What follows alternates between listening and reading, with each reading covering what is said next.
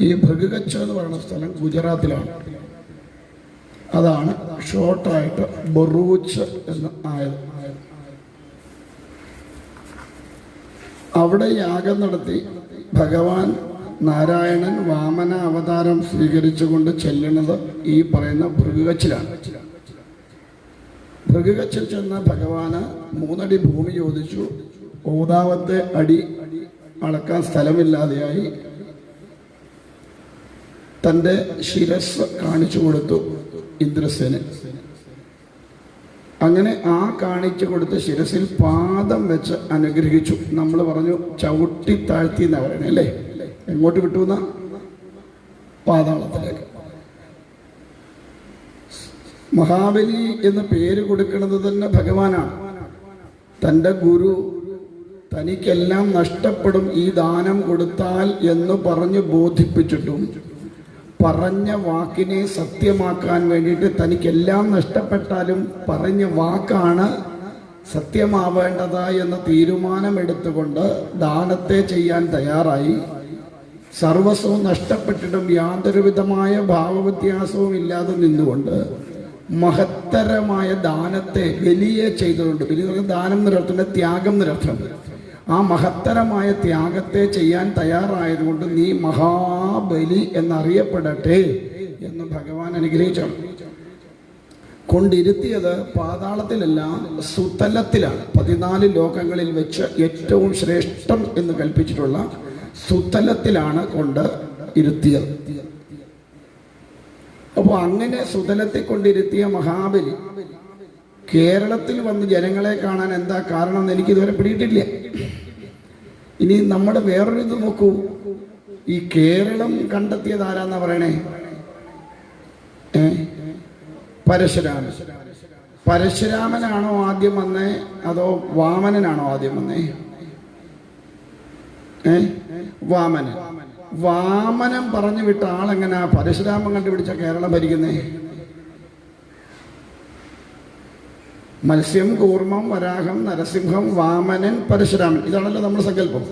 അപ്പോൾ പരശുരാമൻ മഴു എറിഞ്ഞാണ് കേരളം കണ്ടെത്തിയത് നമ്മളിങ്ങനെ വിശ്വസിക്കുന്നു. ആണല്ലോ, ഉറപ്പിച്ചല്ലോ. അപ്പോൾ ഈ പരശുരാമന് മുൻപേ വന്ന് ഇനിയും പറഞ്ഞ പോലെ ചവിട്ടി അങ്ങ് താത്തിയെന്ന് വിചാരിക്കുക, പാതാളത്തിലൊക്കെ പറഞ്ഞങ്ങ് വിട്ടു എന്ന് വിചാരിക്കുക. അങ്ങനെയാണെങ്കിൽ പോലും അവിടേക്ക് പറഞ്ഞു വിട്ട വാമനം പറഞ്ഞു വിട്ട മഹാബലി എങ്ങനെയാണ് അതിനുശേഷം അവതാരം എടുത്ത പരശുരാമൻ കണ്ടെത്തിയ കേരളം ഭരിക്കണതാണ് എൻ്റെ ചോദ്യം. മോൻ കണ്ടെത്തിയ ഒരു സാധനം എന്തായാലും ചത്തുപോയി അച്ഛൻ വന്ന് നോക്കൂല്ലോ? നോക്കൂ. അപ്പൊ പിന്നെ എങ്ങനെ എന്തോ ഈ കേരളവുമായിട്ട് മഹാബലിക്ക് ഇത്ര വലിയ ബന്ധം? എന്നിട്ട് നമ്മൾ പറയുന്നത് ചതിയനായ വാമന് പറഞ്ഞു പറ്റിച്ച് പാവം പിടിച്ച മഹാബലിയെ ചതിച്ച് എല്ലാം പിടിച്ചെടുത്തു. ഇല്ലേ? ചിന്തിച്ചു നോക്കൂ. വിവരക്കേട് പറയുന്നില്ല, അതിന് വേണ്ടേ നമുക്ക്? വാമനമൂർത്തി തൻ്റെ പാദം വെച്ച് അനുഗ്രഹിക്കുക ചെയ്ത്, ചവിട്ടിത്താഴ്ത്തല്ല ഇത്. വടക്കേ ഇന്ത്യയിലോട്ട് പോയാൽ ഒരു വിഭാഗത്തിൽപ്പെട്ട ഗുരുപരമ്പര അനുഗ്രഹിക്കുന്നത് കൈകൊണ്ടല്ല. അവർ ഉയർന്ന പീഠത്തിലിരിക്കും. നമ്മൾ ചെന്ന് കഴിയുമ്പോൾ അവരുടെ പാദം വെച്ചാണ് അനുഗ്രഹിക്കുക. അതിൻ്റെ പാദം വെച്ച് അനുഗ്രഹിക്കാൻ കാരണം ഭഗവാന്റെ ഏറ്റവും ശ്രേഷ്ഠമായ അവയവം ഏതാണ്? പാദ അല്ലേ? നമ്മളെല്ലാം കൊണ്ട് കൊടുക്കുന്നത് എവിടെയാണ്? പാദത്തിലേക്കാണ്. പാദത്തിൽ സമർപ്പിച്ചു എന്ന് പറയണേ അല്ലേ?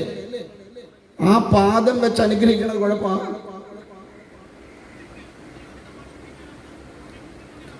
ഇതെല്ലാം ഉണ്ടാക്കിയെടുക്കാൻ തനിക്ക് അഹങ്കാരം ഉണ്ടാക്കി തന്നാലേ തൻ്റെ ബുദ്ധി വികസിച്ച് താൻ ഈ ത്രൈലോക്യങ്ങളുടെയും അധിപതിയാണെന്ന് തോന്നിപ്പിച്ച ഇനി ശിരസ് മാത്രമേ ഉള്ളൂ ഭഗവാന്റെ മുമ്പിൽ കാൽക്കവിക്കാൻ.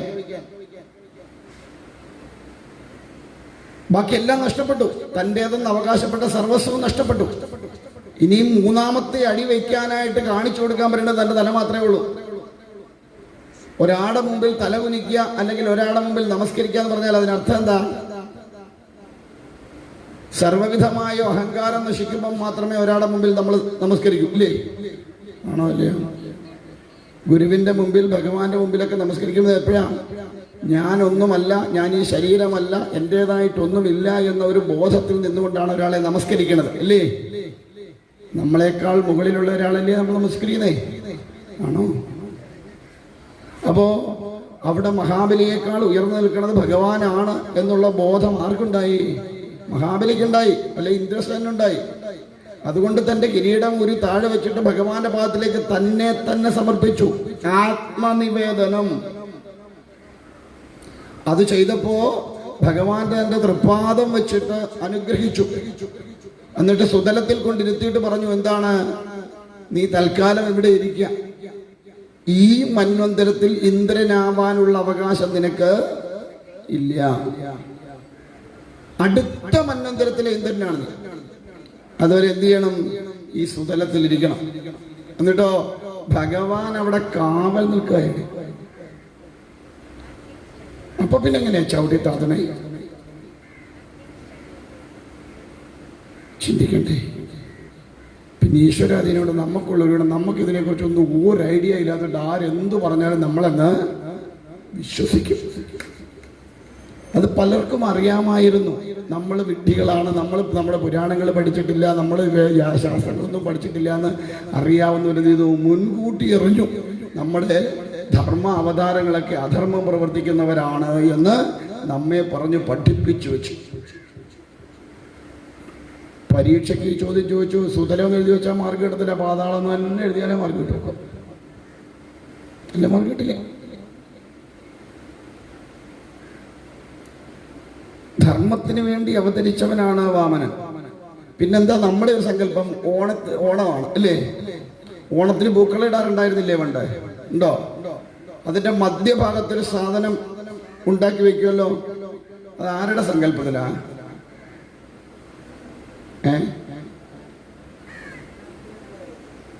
ഏതപ്പൻ എന്നാ പറയാ? തൃക്കാക്കരയപ്പൻ. തൃക്കാക്കരയപ്പൻ മഹാബലിയാണോ വാമനനാണോ? വാമനൻ. അപ്പൊ പിന്നെന്തോ മഹാബലിക്കുള്ള ബന്ധം?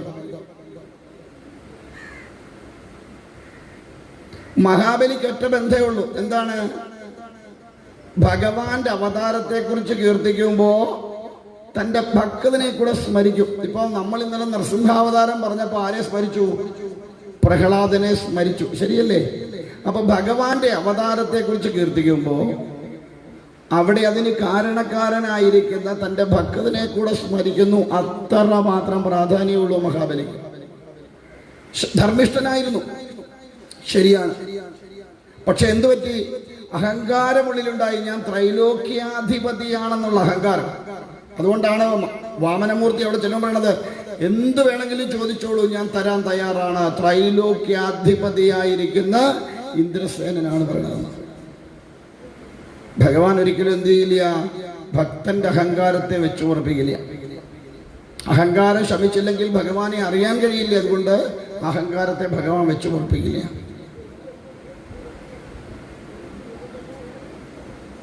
അല്ലാതെ കേരളത്തിൽ ഓണത്തിന് മഹാബലി അല്ല വരുന്നത്, വാമനമൂർത്തിയുടെ സങ്കല്പമാണ്. ചിങ്ങമാസത്തിലെ തിരുവോണത്തിനാണ് വാമനമൂർത്തിയുടെ അവതാരം. അതുകൊണ്ട് ചിങ്ങമാസത്തിലെ തിരുവോണം ആഘോഷിക്കുന്നത് വാമനമൂർത്തിയുടെ അവതാര നക്ഷത്രമായി സങ്കല്പില്ലെങ്കിൽ അവതാര ദിനമായി കൽപ്പിച്ചുകൊണ്ടല്ല. അത് മഹാബലി കാണാൻ വരുന്ന അല്ല. കേട്ടോ? ഇനിയെങ്കിലും മഹാബലിയെ ഓണത്തിന് നോക്കിയിരിക്കല്ലേ. എന്നിട്ട് പറയണെന്തുവാ? ചവിട്ടിത്താത്തപ്പം പാവം പിടിച്ച മഹാബലി മഹാവിഷ്ണുവിൻ്റെ കാലെ പിടിച്ച് കരഞ്ഞു. വർഷത്തിൽ ഒരിക്കലെങ്കിലും പോയി എൻ്റെ പ്രജകളെ ഒന്ന് കണ്ടോട്ടെ എന്ന് അങ്ങനെ കാലെ പിടിച്ച് കരഞ്ഞപ്പോൾ അനുവദിച്ചു കൊടുത്തതാണ് വർഷത്തിൽ ഒരിക്കൽ പോയി കണ്ടോളാൻ. ഓ, എന്തൊരു അപാരമാണ്.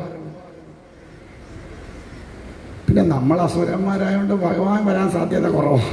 വരാൻ സാധ്യത മഹാബലിയേ ഉള്ളൂ.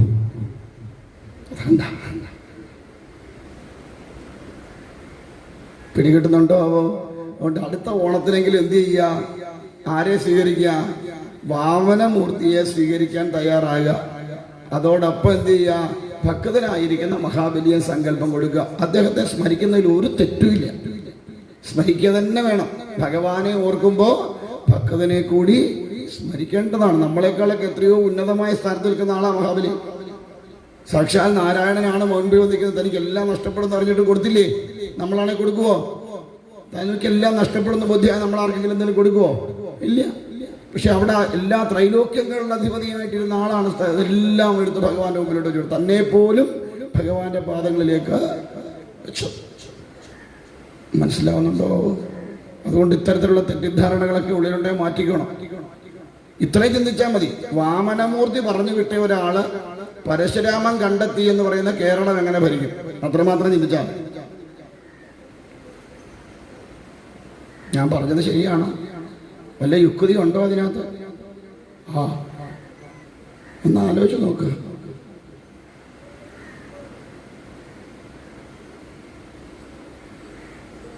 വാമനമൂർത്തിയാണ് എന്തായാലും മഹാബലിയെ പറഞ്ഞു വിട്ടത്. അത് ഉറപ്പാണല്ലോ, അല്ലേ?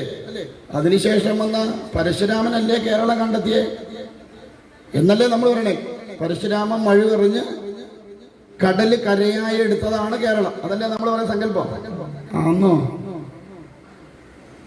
അപ്പൊ എന്റെ ചോദ്യം ഇതേ ഉള്ളൂ.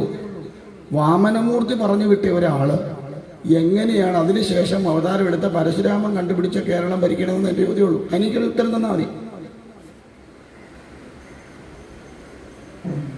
ഇപ്പോഴും കൺഫ്യൂഷൻ ആവും അല്ലേ? കാരണം എന്താ കൺഫ്യൂഷൻ അറിയാവോ? നമ്മൾ ഇത്രയും കാലം കേട്ടു പഠിച്ചത് ഇങ്ങനെയാണ്. അതുകൊണ്ടാണ് നമുക്ക് പെട്ടെന്ന് ഉൾക്കൊള്ളാനൊരു ബുദ്ധിമുട്ടുണ്ടാവും. സ്വാഭാവിക.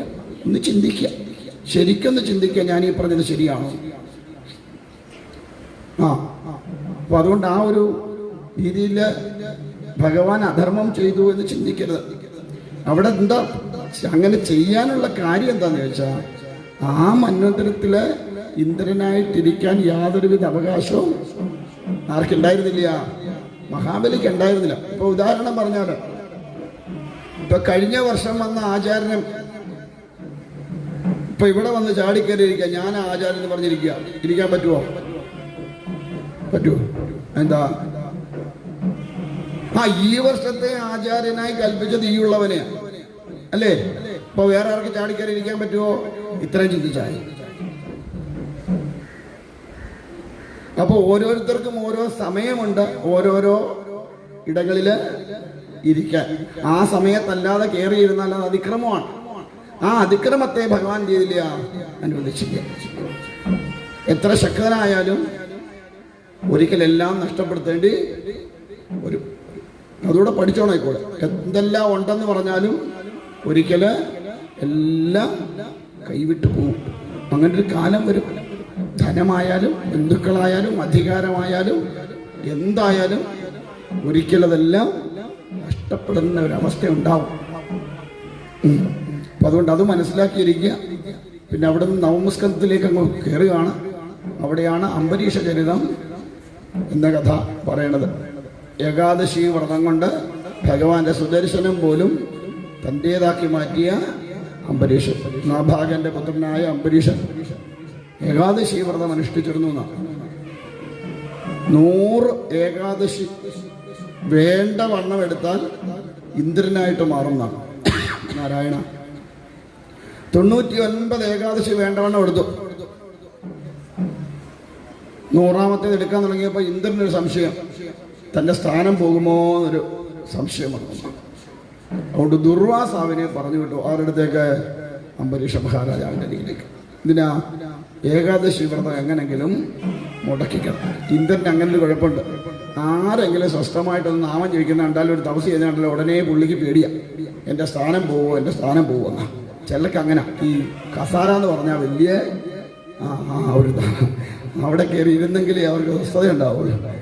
അപ്പോൾ എന്നതുപോലെ ഇന്ദ്രനും ഈ തൻ്റെ പീഠം ആ സ്ഥാനം നഷ്ടപ്പെടുമോ എന്നുള്ള ഒരു ആശങ്ക. ആ ആശങ്കയിലാണ് ദുർവാസാവിനെ പറഞ്ഞു വിടുന്നത്. ദുർവാസാവ് എന്ത് ചെയ്തു? അംബരീഷ മഹാരാജാവിൻ്റെ അടുത്ത് ചെന്നു, ഈ ദ്വാദശി പാരണ വീടുന്നെന്ന്. അപ്പോൾ അതിനൊരു നിയമം പറയണത്, അതിഥി വന്നാൽ അതിഥിക്ക് കൊടുത്തിട്ടേ കഴിക്കാവുള്ളൂ. അതെപ്പോഴായാലും അങ്ങനെ വേണമെന്ന്. നമ്മുടെ വീട്ടിലൊരു അതിഥി വന്നാൽ അതിഥിക്ക് കൊടുത്തിട്ടേ കഴിക്കാവൂ. പക്ഷെ അല്ലെങ്കിൽ എന്ത് പറ്റും? അത് ഉച്ഛിഷ്ടമായി പോകുന്ന. അതിഥി ദേവോ ഭവ എന്നാണ്. അപ്പൊ അതുകൊണ്ട് ദേവഭാവത്തിൽ കണ്ടുകൊണ്ട് അതിഥിക്ക് കൊടുത്തിട്ടേ കഴിക്കാവൂ. നമ്മുടെ വീട്ടിൽ ആര് വന്നാലും നമ്മൾ കഴിച്ചതിന്റെ ബാക്കിയാ കൊടുക്കുക, അല്ലേ? അല്ലേ? അല്ലേ? ആര് പറഞ്ഞു? നിങ്ങളെല്ലാം കൊടുക്കണത് അങ്ങനെയാ. നിങ്ങൾ കഴിച്ചതിന്റെ ബാക്കിയാണ് ആര് വന്നാലും കൊടുക്കണത്, അല്ലേ? ഞാൻ പറയും. എന്താ കാര്യം? അത് ഉച്ചിഷ്ടായില്ലേ? അത് ഉച്ചിഷ്ട. അത് നമ്മൾ കഴിച്ചതിന്റെ ബാക്കിയാ. അത് നമ്മൾ അതിന്റെ ടേസ്റ്റ് അറിഞ്ഞെങ്കിൽ അല്ല, അങ്ങനെയാണ് ഞാൻ ചോദിക്കട്ടെ. അത് ഉച്ചിഷ്ടമല്ലെങ്കിൽ ഭഗവാന് പാൽപ്പായസം ഉണ്ടാക്കുന്നുണ്ടെങ്കിൽ ഇച്ചിരി കുടിച്ച് മധുരമുണ്ടെന്ന് കുടിച്ചു പോയിട്ട് കൊടുത്താൽ പറയും ഉച്ചിഷ്ടാവില്ലല്ലോ. ഈ ഉപ്പ് പുളിയും നോക്കുന്നത് ഉച്ചിഷ്ടമല്ലെങ്കിൽ ഭഗവാന് പായസം ഉണ്ടാക്കുന്നുണ്ട് ഇച്ചിരി എടുത്ത് നോക്കി ഭഗവാൻ കൊടുക്കുമ്പോൾ ഇച്ചിരി മധുരം ഉണ്ടോ നോക്കി വെച്ച് കൊടുക്കാന്ന് പറഞ്ഞ് ഇച്ചിരി എടുത്ത് വേറെ പാത്രത്തിൽ ഒഴിച്ച് കുടിച്ച് നോക്കിയിട്ട് ബാക്കി കൊണ്ട് തേച്ചാൽ പോരെ? അപ്പൊ ഉച്ചിഷ്ടാവില്ലല്ലോ. നമ്മൾ ടേസ്റ്റ് ചെയ്തിട്ടുണ്ടെങ്കിൽ അത് ഉച്ചിഷ്ട. അവിയലിന്റെ കഷ്ണത്തിനകത്ത് വേവുണ്ടോ എന്ന് പറയണം, വായിലിട്ട് ചവച്ച് നോക്കി അത് ഉച്ചിഷ്ടായി. നമ്മൾ കഴിച്ചതിന്റെ ബാക്കിയല്ലേ അത്? നമ്മൾ കഴിച്ചതിന്റെ ബാക്കിയാ ഉച്ചിഷ്ടം എന്ന് പറയണത്. മനസ്സിലാവുന്നുണ്ടോ പറയണേ? നമ്മൾ കഴിച്ചതിൻ്റെ ഏത് രീതിയിലായാലും നമ്മളത് അനുഭവിച്ചിട്ടുണ്ടെങ്കിൽ ബാക്കി വരണത് ഉച്ചിഷ്ടം. പണ്ടുള്ള അമ്മമാര് ഉപ്പ് ഇങ്ങനെ അങ്ങോട്ട് വാരിയിട്ടാൽ കൃത്യമായിരുന്നായിരുന്നു, ഇല്ലേ? പണ്ടത്തെ ഉപ്പ് അതുപോലത്തെ ഉപ്പായിരുന്നു. അമ്മമാർക്ക് അറിയാമായിരുന്നു ഇത്ര വാരിയിട്ടാൽ അതിന് ഉപ്പ് ഇത്ര മാത്രം ഉണ്ടാവും എന്ന് കൃത്യത ഉണ്ടായിരുന്നു. ഇന്ന് എത്ര പ്രാവശ്യം നമ്മൾ നോക്കും ഉപ്പുണ്ടോ പുളിയുണ്ടോ, ഉപ്പുണ്ടോ പുളിയുണ്ടോ, ഇല്ലേ? എന്തുകൊണ്ടാ? നമുക്കൊരു കൃത്യതയില്ലാത്തത് കൊണ്ടാണ്. അപ്പോൾ അതിഥി ഉണ്ടെങ്കിൽ അതിഥിക്ക് കൊടുത്തിട്ടേ കഴിക്കാവൂ. അതുകൊണ്ട് ദുർവാസാവ് വന്നപ്പോൾ വളരെ സന്തോഷമായി. എന്താ, വളരെ പ്രതീക്ഷിക്കാതെ കയറി വന്ന ദുർവാസാവ് പക്ഷേ. അതുകൊണ്ട് പറഞ്ഞ് അങ്ങ് പോയി സ്നാനം കഴിഞ്ഞ് വന്നാട്ടെ, എനിക്ക് പാരണ വിടാനുള്ള സമയമായി വരുന്നുണ്ട്. സ്നാനം കഴിഞ്ഞ് വന്നാൽ അങ്ങേക്ക് തന്നിട്ട് എനിക്ക് കഴിച്ച് പാരണ ഇടാവല്ലോ എന്ന് പറഞ്ഞു എന്നാ. പക്ഷേ ദുർവാസാവിന്റെ ലക്ഷ്യം എന്താ? എങ്ങനെങ്കിലും ഈ വ്രതത്തെ മുടക്കണം. ദുർവാസാവ് കുളിക്കാൻ പോയിട്ട് കുറെ നേരമായിട്ടും വരണില്ല എന്ന് അങ്ങനെ കാത്തിരുന്നു അത്രേ അംബരീഷ മഹാരാജാവ്. പാരണ വീടാനുള്ള സമയം ഇപ്പോൾ അദ്ദേഹത്തിന് മഹപ്പാടി ആശങ്കയായി. അതിഥിക്ക് കൊടുക്കാതെ കഴിക്കാൻ പറ്റില്ലല്ലോ, എന്ത് ചെയ്യും?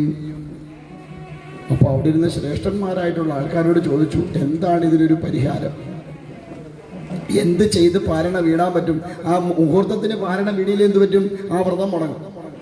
അതുകൊണ്ട് എന്താ ഉപാധി എന്നായി. അപ്പോൾ പറഞ്ഞു, തുളസി തീർത്ഥം സേവിച്ചാൽ മതി, പാരണ വീടുകയും ചെയ്യാം, ഒന്നും ഉച്ചിഷ്ടം ആവുകയുമില്ല. അതുകൊണ്ട് എന്ത് ചെയ്തു? തുളസി തീർത്ഥം സേവിച്ച് പാരണ വീടി. ഇതാരറിഞ്ഞു? ദുർവാസാവാണ്. ചാടിക്കതച്ചു വന്നു. നിന്റെ ഉച്ചിഷ്ടം കഴിക്കാനാണോ എന്ന് ഞാനിവിടെ വന്നത്? നീ എനിക്ക് ഉച്ചിഷ്ടമാണോ തരാൻ ഉദ്ദേശിക്കുന്നത് എന്നൊക്കെ ചോദിച്ച് കയർത്തോന്ന. എന്നിട്ട് എന്ത് ചെയ്തു? അവിടെ തന്നെ അപ്പോൾ തന്നെ ഒരു കൃത്യയെ സൃഷ്ടിച്ചു, ഒരു ഭീകര സത്വത്തെ. അതെന്ത് ചെയ്തു? നേരെ അംബരീഷ മഹാരാജാവിൻ്റെ അരിയിലേക്ക് ചെന്നു. നമ്മളൊക്കെയാണ് എന്തോ ഇതനി എപ്പോൾ അവിടുന്ന് ഓടിയെന്ന് ചോദിച്ചാൽ മതി, ഇല്ലേ? പക്ഷെ അംബരീഷ മഹാരാജാവിന് ഒരു ചലനം ഉണ്ടായില്ല. അവിടെ നിന്നുകൊണ്ട് സാക്ഷാൽ നാരായണനെ മനസ്സിൽ ധ്യാനിച്ചു. തെറ്റ് ചെയ്തിട്ടില്ലെങ്കിൽ ഒരുത്തരുടെ മുമ്പിലും പതറേണ്ട കാര്യം ഇല്ല. തെറ്റ് ചെയ്യുന്നവൻ മറ്റുള്ളവരുടെ മുമ്പിൽ പതറിയാൽ മതി. ഇവിടെ ഒരു തരത്തിലും താൻ തെറ്റ് ചെയ്തിട്ടില്ല എന്ന് ഉത്തമ ബോധ്യം ആർക്കുണ്ട്? അംബരീഷ മഹാരാജാവിനുണ്ട്. അതുകൊണ്ട് അദ്ദേഹം അനങ്ങാതെ നിന്ന് നാരായണനെ മാത്രം മനസ്സിൽ ധ്യാനിച്ചു. കൃത്യ അടുത്ത് വന്നതും ഇതായി അംബരീഷ മഹാരാജാവിന്റെ നെറ്റിത്തളത്തിൽ നിന്നും സുദർശന ചക്രം പുറപ്പെട്ട് ആ കൃത്യ അങ്ങ് ഇല്ലാതാക്കി. എന്നിട്ടടങ്ങിയോ? ഇല്ല. ആരുടെ പിറകെ കൂടി? ദുർവാസാവിന്റെ പിന്നാലെ കൂടി. ആദ്യത്തെ മാരത്തോൺ ഓട്ടം ഓടിയത് ദുർവാസാവാണ്. ഒറ്റ ഓട്ടമായിരുന്നു. ഓടി നേരെ ആദ്യം ഇന്ദ്രന്റെ അടുത്ത് വന്നു. ഇന്ദ്രൻ പറഞ്ഞു, ഇന്ദ്ര അതാണ്ട് അംബരീഷന്റെ വ്രതം അടക്കാൻ പോയിട്ട് എന്തായി? തന്റെ പിന്നാലെ സുദർശനം വരുന്നത്, നീ എന്നെ ഒന്ന് രക്ഷിക്കണം. ഇന്ദ്രൻ പറഞ്ഞു, സുദർശനം വരുന്നുണ്ട്, പിന്നെ ഇവിടെ നിൽക്കണ്ട, എന്റെ തലയും പോവും അങ്ങയുടെ തലയും പോവും. അതുകൊണ്ട് എവിടാന്ന് വെച്ചാൽ പൊക്കോളെ. ഓർത്തോണെ, ആരാ പറഞ്ഞു വിട്ട്? ദുർവാസാവിനെ പറഞ്ഞു വിട്ടത് ആരാ? ഇന്ദ്രനാ. അപകടം വന്നപ്പോ ഇന്ദ്രൻ കൂടെ ഉണ്ടോ? ഇല്ല. ഓർത്തോണേ, ഇതുപോലെ പലരും നമ്മളെ തള്ളി മുമ്പോട്ട് വിടാൻ കാണും. പക്ഷെ എന്തെങ്കിലും സംഭവിച്ചു കഴിയുമ്പം കൂടെ ഒരുത്തരും കാണത്തില്ല. ഓർത്തോണേ. അതുകൊണ്ട് വല്ലവനും പിരികേറ്റുന്നതനുസരിച്ച് ചാടാൻ നിൽക്കരുത് എന്നർത്ഥം. പിരികേറ്റാൻ ഒത്തിരി പേരുണ്ടാവും. നീ ചെന്ന് ചോദിക്കണുണ്ട്. അങ്ങനെ തന്നെ ചോദിച്ചിട്ട് വേണം ഇന്ന് തോന്നിരിക്കും. 4 മേടിച്ചോണ്ട് വരും. നിന്നോട് എവിടെയൊക്കെ ബഹളം വല്ലതും ഉണ്ടാക്കാൻ ഞാൻ പറഞ്ഞു. ഞാൻ ചെന്ന് ചോദിക്കാനല്ലേ പറഞ്ഞുള്ളൂ എന്ന് ചോദിക്കും. അതുകൊണ്ട് അപകടം വരുമ്പോൾ ഒരുത്തരും കൂടെ കാണില്ല. പിരി കയറ്റി വിടാൻ ഒരുപാട് ആൾക്കാരുണ്ടാവും. ഒന്നാമത്തെ പാഠമാണ് നമ്മുടെ ജീവിതത്തിൽ അതിനകത്തുള്ളത്. അവിടെ നിന്ന് ചെയ്തു, ഓടി നേരെ ബ്രഹ്മദേവന്റെ അരികിൽ ചെന്നു. ബ്രഹ്മദേവൻ ചോദിച്ചു, എന്താ ദുർവാസ മഹർഷി ഓടി വരാൻ കാരണം? അതേ ഭഗവാൻ നാരായണന്റെ സുദർശന ചക്രം എന്റെ പിന്നാലെ വരുന്നുണ്ട്, എന്നെ ഒന്ന് രക്ഷിക്കണം. ബ്രഹ്മദേവൻ പറഞ്ഞു, ഇവിടെ നിൽക്കണ്ട, എന്നെ കൊണ്ട് തടുക്കാൻ പറ്റുന്ന സാധനമല്ലേ ഇത് സുദർശനം, അതുകൊണ്ട് വേഗം പോയിക്കോളാൻ പറഞ്ഞു. ഓടി അടുത്തോട്ടം. എങ്ങോട്ടാ? കൈലാസത്തിലേക്ക്. അവിടെ ചെന്നപ്പോ ഭഗവാന്റെ അംശാവതാരാണ് ആരെ? ദുർവാസ. ചോദിച്ചു, എന്താ പുത്ര ഭയങ്കരമായിട്ട് ഓടിക്കതച്ചല്ലോ, എന്താ കാര്യം? പറഞ്ഞു, ഭഗവാനെ പറയാനൊന്നും നേരമില്ല, ഞാൻ ആ അംബരീഷന്റെ അടുത്തൊന്ന് ചെന്നതാ. അപ്പൊ അങ്ങേര് ഏകാദശിയുടെ വാരണ വീടുമായിരുന്നു. എന്നോടിരുന്ന് കഴിക്കാൻ പറഞ്ഞു. ഞാൻ അങ്ങോട്ട് കുളിച്ചേച്ച് വരാമെന്ന് പറഞ്ഞ് പോയിട്ട് തിരിച്ചു വിടുന്നപ്പോഴത്തേക്കാണ് സുദർശനം എൻ്റെ പിന്നാലെ കൂടിയെന്നാ. ഭഗവാൻ ഒരു ചിരി ഇരിച്ചിട്ട് പറഞ്ഞു, ശ്രദ്ധിച്ചു കേട്ടോണം, വേണ്ടാത്തത് കാണിച്ചിട്ട് ഇങ്ങോട്ട് വന്ന് രക്ഷിച്ചു എന്ന് പറഞ്ഞാൽ രക്ഷിക്കാൻ ഞാൻ ആളല്ല, അടുത്ത കുട്ട് നമുക്ക്. വേണ്ടാത്തത് കാണിച്ചിട്ട് ഇങ്ങോട്ട് വന്ന് കവന്ന് കിടന്ന് ഭഗവാനെ രക്ഷിക്കണമെന്ന് പറഞ്ഞാൽ ഭഗവാൻ പറയും, സോറി ടാറ്റ.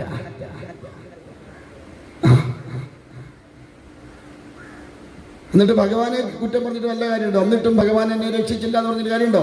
വേണ്ടാത്തതിനൊന്നും കൂട്ടു നിൽക്കണമെന്നല്ല ആര്? ഭഗവാൻ. എന്നാൽ എല്ലാത്തിനും കൂട്ടു നിൽക്കുകയും ചെയ്യും. ഇതാ ഭഗവാന്റെ സ്വഭാവം. എല്ലാത്തിനും കൂട്ട് നിൽക്കുകയും ചെയ്യും, എന്നാൽ എല്ലാത്തിനും കൂട്ട് നിൽക്കുകയില്ല. ധർമ്മസ്ഥിതിയിലല്ലാത്തതൊന്നിനും ഭഗവാൻ കൂട്ട് നിൽക്കുക. അവിടുന്ന് ഓടി നേരെ നാരായണന്റെ അരികിൽ ചെന്നു. വിളിച്ചുണർത്തനെ കുറച്ച് പാടാ. എന്താ കാരണം? എപ്പോഴും നല്ല ഉറക്കത്തില്ല. ഒരു പരുവത്തിൽ പോയി വിളിച്ചുണർത്തി. ചോദിച്ചു, എന്ത് പറ്റി ദുർവാസാവകാശ? ഓടി ഇവിടെ വരാൻ പറഞ്ഞു. ഭഗവാനെ, അങ്ങയുടെ സുദർശനം എൻ്റെ പിന്നാലെ വരുന്നു, ഒന്ന് തടുത്ത് നിർത്തി എന്നെ രക്ഷിക്കണമെന്ന്. ഭഗവാൻ പറഞ്ഞു, സോറി, അതിപ്പോ എൻ്റെ കയ്യിലല്ല, ഞാനത് പണയം വെച്ചു. ആർക്കാ? അംബരീഷനെ. എന്നിട്ട് ഇങ്ങോട്ട് ഭക്തി മേടിച്ചു. അതുകൊണ്ട് ഇപ്പോഴത്തെ അതിൻ്റെ ഉടമസ്ഥാവകാശം ആരാ? അംബരീഷൻ. അതുകൊണ്ട് അവിടെ ചെന്നല്ലാതെ വേറെ നിവൃത്തിയൊന്നുമില്ല. തിരിച്ചോടി സ്റ്റാർട്ടിങ് പോയിന്റിലെത്തി. എവിടെ? അംബരീഷ മഹാരാജാന്റെ അടുത്ത്. അംബരീഷനെ അതിപ്പോൾ നോക്കി നിൽക്കുമ്പോണ്ട് ചാക്കിട്ട് വീഴുന്ന പോലെ ഒരു സാധനം കാക്ക വീഴുന്നു. പൊക്കിയെടുത്തപ്പോൾ ദുർവാസാവ, അയ്യോ വേഗം കാക്ക വീണ് തൊഴുതിട്ട് അങ്ങനെന്താ എൻ്റെ കാൽ കഴിയോ? മഹത്തായിട്ടുള്ള മഹത്തുക്കൾ ആരും മറ്റുള്ളവരുടെ കാൽക്കൽ വീഴാൻ പാടില്ല, മഹത്തുക്കളുടെ കാൽക്കലേ വീഴാവൂന്ന. അതുകൊണ്ട് അങ്ങ് എൻ്റെ കാൽക്കൽ വീഴുന്ന പറഞ്ഞാൽ അത്ര വലിയ മഹാപാപിയാണ് ഞാൻ എന്നാ അതിനർത്ഥം.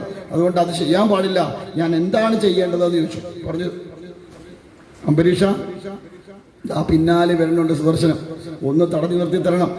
ഞാന് ആ ഇന്ദ്രൻ പറഞ്ഞു കേട്ട് ഓടി വന്നതാ. എന്നിട്ടോ നീ ഈ വ്രതമൊക്കെ എടുക്കണത് ഇന്ദ്രന്റെ സ്ഥാനം തട്ടിയെടുക്കാനാണെന്നൊരു സംശയം ഇന്ദ്രന് ഉണ്ടായിരുന്നു. അത് പറഞ്ഞിട്ട് എന്നെ വിട്ടതാ. ഇപ്പൊ എനിക്ക് മനസ്സിലായി നിനക്ക് അങ്ങോട്ട് മോഹമേ ഇല്ല എന്ന്. അതുകൊണ്ട് എന്നെ ആ സുദർശനത്തിൽ നിന്ന് രക്ഷിക്കണമെന്ന്. നമ്മളാണ് എന്തോ ചെയ്യുന്നത്. നമുക്കിട്ട് പണിയാൻ വന്നതാ ആര്? ദുർവാസ എന്ന് വെച്ച് ഒന്ന് വിചാരിക്കുക. ആ ആളാണ് ഇപ്പൊ പറയണത് എന്നെ ഒന്ന് രക്ഷിക്കണം. നമ്മളാണ് എന്താ പറയും? നിങ്ങളാണ് എന്തോ പറയും? നീ അവിടെ നിന്നില്ല, എനിക്കിട്ട് പണിയാൻ വന്നവനല്ലേ, നീ ഇച്ചിരി അനുഭവിച്ചിട്ട് അങ്ങോട്ട് പോയാൽ മതി എന്ന് പറയില്ലേ? പക്ഷെ നോക്കൂ, ഭക്തനെ നോക്കൂ, ഭക്തന് അങ്ങനെ ഒരു വൈരാഗ്യം ആരോടും ഇല്ല. ഭക്തന് ഒരിക്കലും ആരോടും എന്തുണ്ടാവില്ല? വൈരാഗ്യം ഉണ്ടാവില്ല. അതുകൊണ്ട് അവിടെ നിന്നുകൊണ്ട് ഭഗവാനോട് പ്രാർത്ഥിച്ചു, ഭഗവാനെ, ഞാൻ ഈ ജന്മത്തിൽ ചെയ്ത കർമ്മത്തിൽ ഏതെങ്കിലും ഒന്ന് പുണ്യമായിട്ടുണ്ടായെങ്കിൽ അതിൻ്റെ ഫലത്തെ സ്വീകരിച്ചുകൊണ്ട് പഴയ പോലെ ആ സുദർശനം എന്നിൽ തന്നെ അടങ്ങിയണമേ എന്ന്.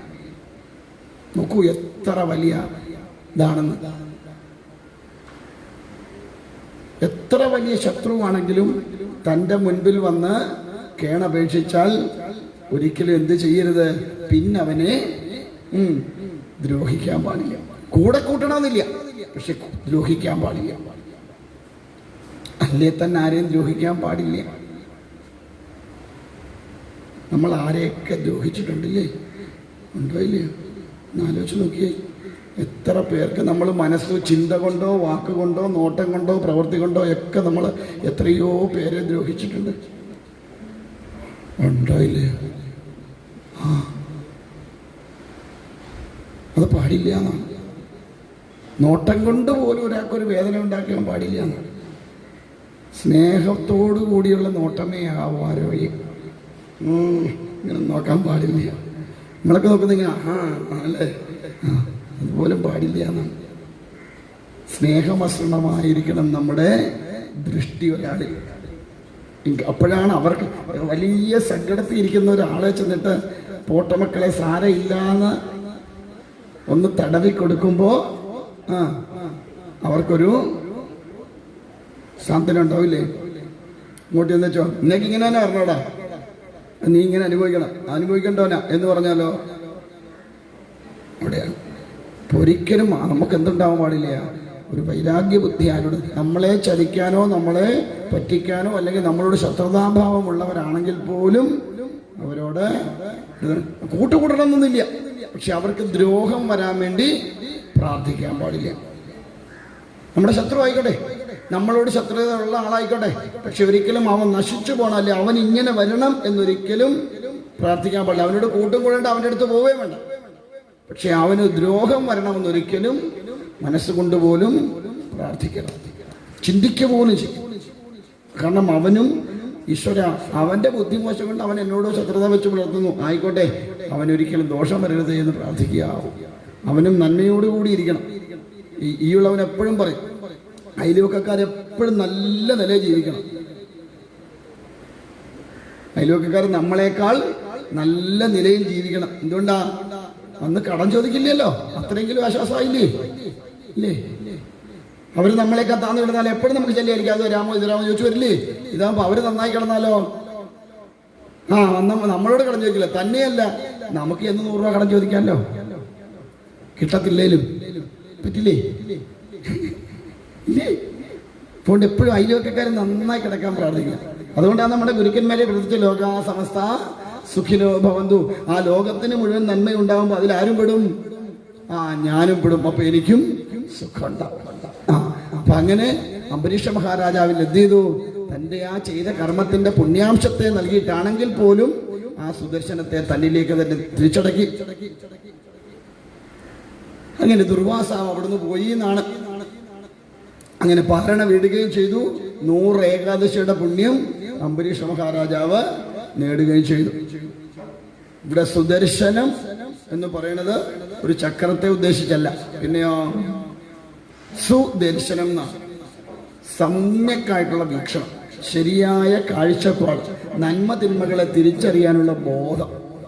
നമുക്കില്ലാത്തതും അത് തന്നെയാണ്. നന്മ ഏതാ തിന്മ ഏതാന്ന് നമുക്ക് തിരിച്ചറിയാൻ കഴിയണില്ല. ആ നന്മ തിന്മകളെ തിരിച്ചറിയാനുള്ള ഒരു ബോധം നമ്മുടെ ഉള്ളിലുണ്ടാവണം. അതെപ്പോഴേ കിട്ടുള്ളൂ? ഈശ്വരനോട് ചേർന്ന് നിൽക്കുമ്പോൾ മാത്രമേ കിട്ടത്തുള്ളൂ. അല്ലാതെ നമുക്ക് അതാ പറയാ, ബുദ്ധി ഉണ്ടായാൽ പോരാ, സുബുദ്ധി ഉണ്ടാവണം, നല്ല ബുദ്ധി ഉണ്ടാവണം. ആ നല്ല ബുദ്ധി കൊണ്ട് മാത്രമേ നന്മ തിന്മകളെ തിരിച്ചറിയാൻ പറ്റുള്ളൂ. എപ്പോഴാ ഈ കൃത്യം ഉണ്ടാകുക? കൃത്യം എന്ന് പറയുന്നത് മായയാണ്. ആ മായ അഹങ്കാരം കൊണ്ടുണ്ടാവണതാ. മായയിൽപ്പെടുമ്പോൾ അഹങ്കാരം ഉണ്ടാകുമ്പോൾ അഹങ്കാരം ഇങ്ങനെ വളർന്നു വന്നു. അത് മായയിൽപ്പെട്ടിട്ട് മായ നമ്മളെ എപ്പോഴും എന്ത് ചെയ്യും? ഇങ്ങനെ കറക്കാൻ നോക്കും കിട്ടും. ഓരോന്നിലും ഭ്രമിപ്പിക്കും നമ്മളെ. ആ മായാഭ്രമത്തിൽ നിന്ന് രക്ഷപ്പെടണമെങ്കിൽ നല്ല കാഴ്ചപ്പാടിന് മായയാണെന്നുള്ള തിരിച്ചറിയാനുള്ള ബോധം ഉണ്ടാവണം. നമുക്ക് ആ ബോധം ഇല്ല. നമ്മൾ മായയാണെന്ന് അറിയുന്നുണ്ട് എങ്കിൽ പോലും നമ്മളതിൽ നിന്ന് രക്ഷപ്പെടാൻ സാധിക്കാത്തതുകൊണ്ടാണ് നമ്മൾ ആ മായയിൽ നിന്ന് വേറിട്ട് നിൽക്കാൻ ആഗ്രഹിക്കണില്ല. കാണുന്ന ഓരോന്നിലും ഭ്രമം തോന്നി അതിൻ്റെ പിന്നാലെ നമ്മളിങ്ങനെ ഓടിക്കൊണ്ടിരിക്കണതുകൊണ്ടാണ്. അപ്പം അതുകൊണ്ട് ആ മായാഭ്രമത്തിൽ നിന്ന് രക്ഷപ്പെടണമെങ്കിൽ സുദർശനം വേണം, നല്ല ജ്ഞാനം വേണം. ജ്ഞാനമുള്ളവർക്ക് മാത്രമേ അത് സാധ്യമാവൂ എന്ന് പഠിപ്പിക്കണു അവിടെ കൂടി. പിന്നെ അവിടെ നിന്ന് അങ്ങോട്ട് പോകുമ്പോഴാണ് ഭഗവാന്റെ അവതാരം. 1.5 മണിക്കൂർ കൊണ്ട് പറഞ്ഞു തീർക്കണം അവതാരം. അപ്പോൾ ദേവകിയുടെയും വസുദേവരുടെയും 8ാമത്തെ പുത്രനായിട്ടാണ് ഭഗവാന് അവതരിക്കുന്നത്. ഉഗ്രസേനന്റെ മകൻ ആയിട്ടുള്ള, എന്നാൽ കംസൻ അത് സമ്മതിച്ചിട്ടുമില്ല, ഞാൻ ഉഗ്രസേനന്റെ മകനാണെന്ന്. ഏതോ ഒരു ഗന്ധർവനിൽ ഉണ്ടായതാണെന്നാ പറയണേ കംസൻ പറയണത് അങ്ങനെയാണ്. അദ്ദേഹം രാജ്യഭാരമൊക്കെ തുടങ്ങി, ഉഗ്രസേനയിൽ നിന്ന് രാജ്യഭാരമൊക്കെ പിടിച്ചെടുത്ത് കഴിഞ്ഞപ്പോൾ എന്തു പറ്റി? അധർമ്മം വർദ്ധിക്കാൻ തുടങ്ങിയെന്ന, അധാർമികന്മാർ വളരാൻ തുടങ്ങി. ധർമ്മമില്ലാത്തവൻ നാട് ഭരിച്ചാൽ അധർമ്മം മുറ്റും. എന്തുകൊണ്ടാ? ഇരിക്കണതേ ധർമ്മമില്ലാത്തവൻ, മറ്റൊരാളെ നിയന്ത്രിക്കാൻ സാധിക്കാതെ അധർമ്മം ചെയ്യുന്ന ഒരുവനെ പിന്നെ നിയന്ത്രിക്കാൻ സാധിക്കാതെ വരും. അതുകൊണ്ടെന്തേ? അധാർമികന്മാർ ഒരുപാട് വളർന്നു. ഭൂമിദേവിക്ക് സഹിക്കവയ്യാതെയായി ഈ അധാർമികന്മാരുടെ ഭാരം. അതുകൊണ്ട് ഭൂമിദേവി എന്ത് ചെയ്തു? ഒരു ഗോരൂപം പ്രാപിച്ചിട്ട് നേരെ ബ്രഹ്മദേവന്റെ അരികിൽ ചെന്നിട്ട് എൻ്റെ സങ്കടം പറഞ്ഞു. ബ്രഹ്മദേവൻ പറഞ്ഞു, ഈ കേസ് ഇവിടെ തീരില്ല, നമുക്ക് എന്ത് ചെയ്യാം, ചെറുകൂടെ മുകളിലോട്ടുള്ളിടത്ത് പോകാം എന്നും പറഞ്ഞ് കൈലാസത്തിൽ ചെന്നു. അവിടെ ചെന്ന് മഹാദേവനോട് പറഞ്ഞു. മഹാദേവൻ പറഞ്ഞു, ഇവിടെ കൊണ്ടും തീരണ കേസല്ല, നമുക്ക് നേരെ എങ്ങോട്ട് പോകാം, വൈകുണ്ഠത്തിലേക്ക് പോകാം എന്ന് പറഞ്ഞിട്ട് പാർവതീദേവിയും ബ്രഹ്മദേവനും മഹാദേവനും എല്ലാവരും കൂടെ കൂടി വൈകുണ്ഠത്തിൽ ചെന്നു. ഭഗവാൻ നല്ല മയക്കത്തില. എന്ത് ചെയ്തു? പുരുഷ സൂക്തം കൊണ്ട് ഭഗവാനെ വിളിച്ചുണർത്തിയെന്നാണ്. അങ്ങനെ പുരുഷ സൂക്തം കൊണ്ട് ഭഗവാനെ ഉണർത്തി കഴിയുമ്പോൾ ഭഗവാൻ ചോദിച്ചു, എന്താ എല്ലാവരും കൂടി ഇങ്ങോട്ട് വന്നതാ? പറഞ്ഞു, ഭഗവാനെ അറിഞ്ഞില്ലേ, ഇതാ ഭൂമിദേവി ഗോരൂപം പ്രാപിച്ചു വന്നിരിക്കുകയാണ്. ഭൂമിദേവി ഭഗവാന്റെ ഒരു ഭാര്യമാരിൽ ഒരാളാണേ, കണ്ടോ, അങ്ങയുടെ പത്നിയാണ്. അവർക്കുണ്ടാകുന്ന സങ്കടം ആരെ ബാധിക്കും? ഭാര്യയ്ക്ക് സങ്കടം ഉണ്ടായാൽ ആരെ ബാധിക്കും? ആ ഭർത്താവിനെ ബാധിക്കും എന്നൊക്കെയാ പറയുന്നത്. ഇപ്പം അങ്ങനെ അധികമൊന്നും ബാധിക്കാറില്ല. ഇല്ല. അപ്പൊ അതുകൊണ്ട്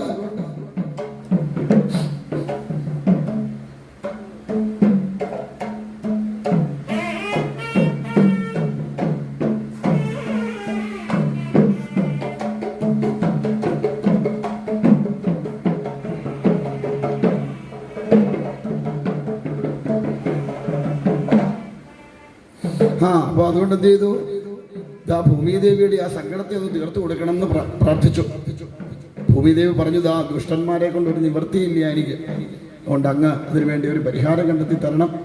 പറഞ്ഞു, വിഷമിക്കണ്ട, ഞാൻ കാലമാകുമ്പോൾ എൻ്റെ ഭക്തരായിരിക്കുന്ന ദേവകിയുടെയും വസുദേവരുടെയും പുത്രനായിട്ട് ഭൂമിയിൽ അവതരിക്കും, അന്ന് നിന്റെ സങ്കടത്തിന് ഒരറുതി ഉണ്ടാവും എന്ന് പറഞ്ഞു.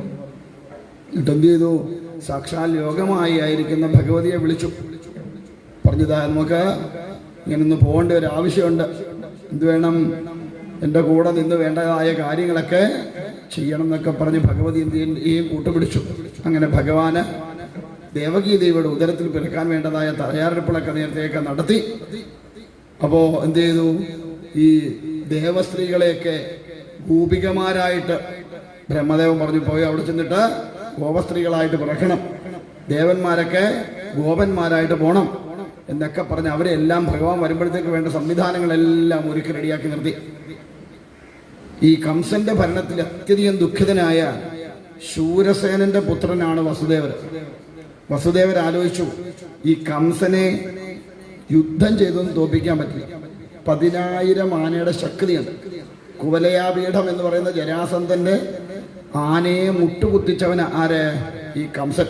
അങ്ങനെ അത് കണ്ടിഷ്ടപ്പെട്ടിട്ട് തൻ്റെ 2 മക്കളെ കല്യാണം കഴിച്ചു കൊടുത്തു. കുവലയാപീഠം എന്ന ആനയെ സ്ത്രീധനമായിട്ടും കൊടുത്തതാ ആര്? ജരാസന്ധൻ. അത്ര ശക്തനാണ്. അതുകൊണ്ട് യുദ്ധം ചെയ്തൊന്നും തോൽപ്പിക്കാൻ സാധ്യമല്ല. അപ്പൊ പിന്നെ എന്താ ഒരു ഉപാധി? തൻ്റെ ശത്രു തന്നേക്കാൾ ബലവാനാണെങ്കിൽ അവനോട് എന്ത് വേണം? സഖ്യമുണ്ടാക്കണം എന്ന ബുദ്ധിയുള്ളവരങ്ങനെ ചെയ്യാം. ശത്രു ബലവാനാണെങ്കിൽ പിന്നെ അവനോട് യുദ്ധത്തിന് പോയില്ല, അവനെന്ത് ചെയ്യുക? തൻ്റെ കൂടെ നിർത്തുക. അപ്പൊ അതിനെന്താ ഒരു ഉപാധി എന്ന് ആലോചിച്ചു. അപ്പൊ അങ്ങനെ ഇരിക്കുമ്പോഴാണ് ഈ ഉഗ്രസേനന്റെ സഹോദരനായിരിക്കുന്ന ദേവകന്റെ പുത്രിയായ ദേവകി യൗവനയുക്തയാണോ എന്നറിഞ്ഞു. കാണാനും സുന്ദരിയാണ്. അപ്പൊ ആലോചിച്ച് എന്ത് ചെയ്യാം? ഒരു ബന്ധമുണ്ടാക്കിയെടുക്കാൻ തീരുമാനിച്ചു.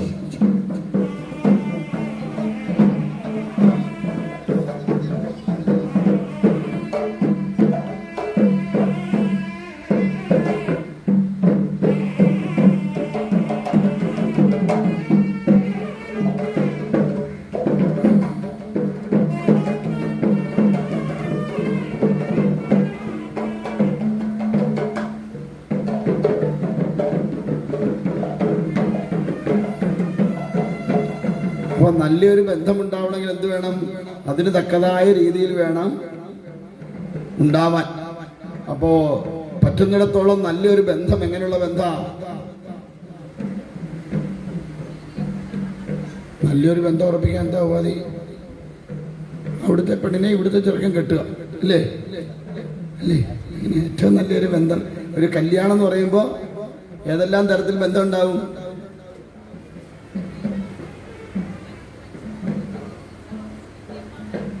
ഒരു കല്യാണം എന്ന് പറഞ്ഞാൽ ഏതെല്ലാം തരത്തിലുള്ള ബന്ധം ഉണ്ടാവുന്നത് അതിനകത്ത്?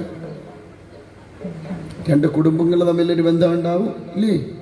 രണ്ട് സംസ്കാരങ്ങൾ തമ്മിലൊരു ബന്ധം ഉണ്ടാവും, രണ്ട് സമൂഹങ്ങൾ തമ്മിലൊരു ബന്ധം ഉണ്ടാവും, ഇല്ലേ? രണ്ട് മനസ്സുകൾ തമ്മിലൊരു ബന്ധം ഉണ്ടാവും. ഉണ്ടോ? അതിപ്പോ ബന്ധം ഉണ്ടാവുമെന്ന് ചോദിച്ചാൽ ഉണ്ടാവണല്ലോ, അല്ലേ? ആ, ഉണ്ടായില്ല എന്ത് പറ്റും? കെട്ടുന്നതിന് മുമ്പേ കെട്ടും പൊട്ടിച്ച് അനുഭവം. അത്രയേ ഉള്ളൂ. അപ്പോൾ അങ്ങനെ എല്ലാം കൊണ്ടും നല്ലതൊരു കല്യാണമാണെന്ന് വിചാരിച്ചു. അപ്പോൾ ഈ ദേവകിയോട് എന്തെന്നില്ലാത്ത ഒരു സ്നേഹം ഉണ്ടാർക്ക് കംസന്. അതുകൊണ്ട് ദേവകി എന്തു പറഞ്ഞാലും അത് അപ്പോഴേ സാധിച്ചു കൊടുക്കും കംസൻ. അങ്ങനെയാ. കംസവതിയൊക്കെ ഉണ്ട് സഹോദരിമാരായിട്ടെങ്കിലും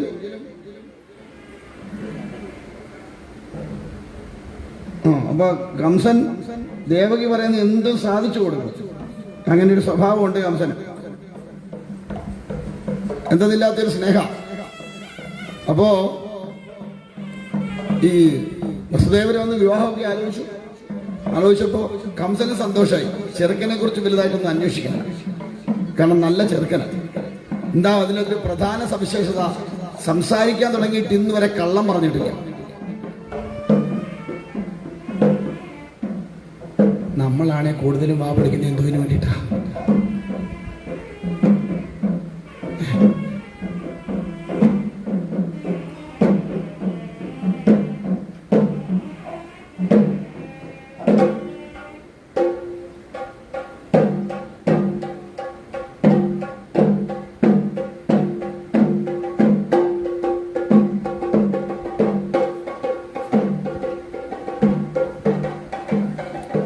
നമ്മൾ ഏറ്റവും കൂടുതൽ വാതുറക്കുന്നത് എന്തിനു വേണ്ടിയിട്ടാണ്? രണ്ട് കാര്യത്തിന് വേണ്ടിയിട്ടാണ്.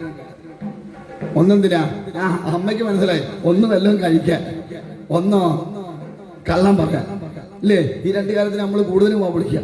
പക്ഷെ ഇവിടെ വസുദേവൻ അങ്ങനല്ല. കള്ളം എന്ന് പറഞ്ഞൊരു സാധനമേ പറഞ്ഞിട്ടില്ല. അതുകൊണ്ട് കംസന് വളരെ സന്തോഷമായി. തൻ്റെ സഹോദരി വിവാഹം കഴിച്ച് കൊടുക്കാൻ പോകുന്നത് നല്ലൊരുവന്റെ കയ്യിലാണെന്നുള്ള ബോധം അതുകൊണ്ട് വിവാഹത്തെക്കുറിച്ച് വേണ്ടതൊക്കെ ആലോചിച്ചു, എല്ലാം റെഡിയാക്കി. അപ്പോ അങ്ങനെ കല്യാണത്തിന് വേണ്ട ഏർപ്പാടുകളൊക്കെ ചെയ്തു. കൊട്ടാരമൊക്കെ നല്ല രീതിയിൽ അലങ്കരിച്ചു. കല്യാണത്തിന് വേണ്ട ഏർപ്പാടുകളൊക്കെ ചെയ്തു. ഹോമങ്ങളും കാര്യങ്ങളും ഒക്കെ ചെയ്തു. എല്ലാം ഗംഭീരായി. അങ്ങനെ വിവാഹമൊക്കെ കഴിച്ചു കൊടുത്തു. എഴുത്തച്ഛൻ വളരെ രസകരമായിട്ട് പറയും, ആ സ്ത്രീധനമൊക്കെ കൊടുത്തത് 400 ആന വെറുതെ കൊടുത്തതല്ല, പൊന്ന് കെട്ടിയാ കൊടുത്തത്. പിന്നെ 14,000 കുതിര, 27,000 അശ്വങ്ങൾ, തേരൊരു 1000, കാലാള് 10,000, 200 ദാസികള്, 2,000 പശുക്കള്, 16,000 പശുക്കള്. പിന്നോ ചാരുവർണ്ണങ്ങളായ പാത്രങ്ങൾ, പലവിധം ശയന ആസന യാനങ്ങളും. അവിടെ ചെന്നാൽ കഞ്ഞി വെക്കാൻ പാത്രമൊക്കെ വേണ്ടേ? അതിന് പാത്രങ്ങളല്ല, അതും വിവിധ തരത്തിലുള്ളതാണ്. അതും കൊടുത്തു. പിന്നെ കിടക്കാനും ഇരിക്കാനും ഉള്ളത്, കട്ടിലും യവാങ്കോട്ടും സെറ്റിയും ഇന്ന് വേണ്ട എല്ലാം കൊടുത്തു വിട്ടു. അതും പോരാഞ്ഞിട്ടോ ജരാസന്ധം കൊടുത്തു. എന്താണ്? 12 ഭാരം പൊന്ന്.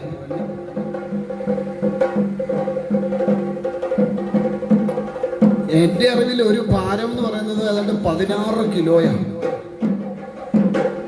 ഒരു ഭാരം. അപ്പൊ എത്ര കിലോ സ്വർണം ഉണ്ടെന്ന് കണക്ക് കൂട്ടിക്കണം. ഒരു ഭാരം 16 കിലോ, അങ്ങനെ 12 ഭാരം പൊന്ന്. അപ്പൊ എത്ര കിലോ ഉണ്ട്, അത് എത്ര പവനുണ്ടെന്ന് ഉച്ച കഴിയുമ്പോൾ വരുമ്പോൾ പറയണം. ഇരുന്ന് എഴുതി കണക്കൂട്ടണം, മൊബൈലിലൊന്നും കൂട്ടരുത്. ഇരുന്ന് എഴുതി കണക്കൂട്ടിയിട്ട് വന്ന് പറയണം. അപ്പോൾ അങ്ങനെയൊക്കെ കൊടുത്തു. എന്നിട്ടോ കല്യാണം ഗംഭീരമായിട്ട് നടത്തി, ഇതെല്ലാം കൊടുത്ത് പറഞ്ഞു വിട്ടു. എന്നിട്ട് തൻ്റെ സഹോദരിക്ക് പോകുന്ന വഴിക്ക് ഒരു ബുദ്ധിമുട്ടും ഉണ്ടാവാതിരിക്കാൻ തൻ്റെ സ്വർണ്ണ തേരിൽ താൻ തന്നെ തേരാളിയായിരുന്നുകൊണ്ട് പോയിന്ന. വെറുതെ കൊണ്ടുപോകുന്നുമല്ല. ഇവിടുന്ന് വിവാഹം, ഒരു വീട്ടിൽ നിന്ന് വിവാഹം കഴിച്ച് വേറൊരിടത്തേക്ക് കൊണ്ടുപോകും. അപ്പൊ മനസ്സിന് വിഷമമൊന്നും ഉണ്ടാവാൻ പാടില്ല. എന്നെന്തു വേണ്ടി? മുൻപിൽ, തേരിന്റെ മുമ്പില് പാട്ടുണ്ട്, ഡാൻസ് ഉണ്ട്, താളമേളങ്ങളുണ്ട് എന്ന് വേണ്ട ആഘോഷമായിട്ട് തന്റെ സഹോദരിയും കൊണ്ട് പോകണം. ഒരു തരത്തിലും മനസ്സിനൊരു വിഷമം ഉണ്ടാവാൻ പാടില്ല. അങ്ങനെ വേണം പെൺമക്കളെ കല്യാണം കഴിച്ചേക്കാൻ. മനസ്സിനൊരു വിഷമവും ഉണ്ടാവാത്ത വിധത്തിൽ വേണം കല്യാണം കഴിച്ചയക്കാൻ. അങ്ങനെ കൊണ്ടുപോയി. അങ്ങനെ യാത്ര ചെയ്ത് കുറേ ദൂരം ചെന്നപ്പോൾ ഒരു അശരീരി കേട്ടു. എന്താണ്? ഹേ കംസ, നിന്റെ സഹോദരിയായ ദേവകിക്ക് ഉണ്ടാകാൻ പോകുന്ന 8ാമത്തെ പുത്രൻ നിന്റെ ഘാതകനായി തീരുന്നു. ആദ്യമൊന്നും അത്ര വലിയ ഇതൊന്നും തോന്നില്ല. ഇത്രയും ശക്തനായിരിക്കുന്ന തന്നെ കൊല്ലാൻ ആര് വരാനാ നോക്കിയാൽ ആദ്യം ചോദിച്ചു. പക്ഷെ ഒരു 3-4 പ്രാവശ്യം കേട്ടപ്പോൾ കംസനും ചെറിയ ഉള്ളിലൊരു ഭയം ഉണ്ടായി.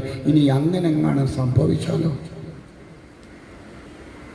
ചാടി എഴുന്നേറ്റ് തേരവിടെ പിടിച്ചു നിർത്തിയിട്ട് ചാടി എഴുന്നേറ്റ് പുറകിലോട്ട് എന്ന് ദേവകി ദേവിയുടെ മുടിക്കെല്ലാം കൂടെ കൊണ്ട് ചുറ്റിപ്പിടിച്ച് തൻ്റെ ഉറയിലുണ്ടായിരുന്ന വാള് വലിച്ചൂരി തല വെട്ടാനായിട്ട് ഓങ്ങിയതും വസുദേവന് കയറി കൈ പിടിച്ചു.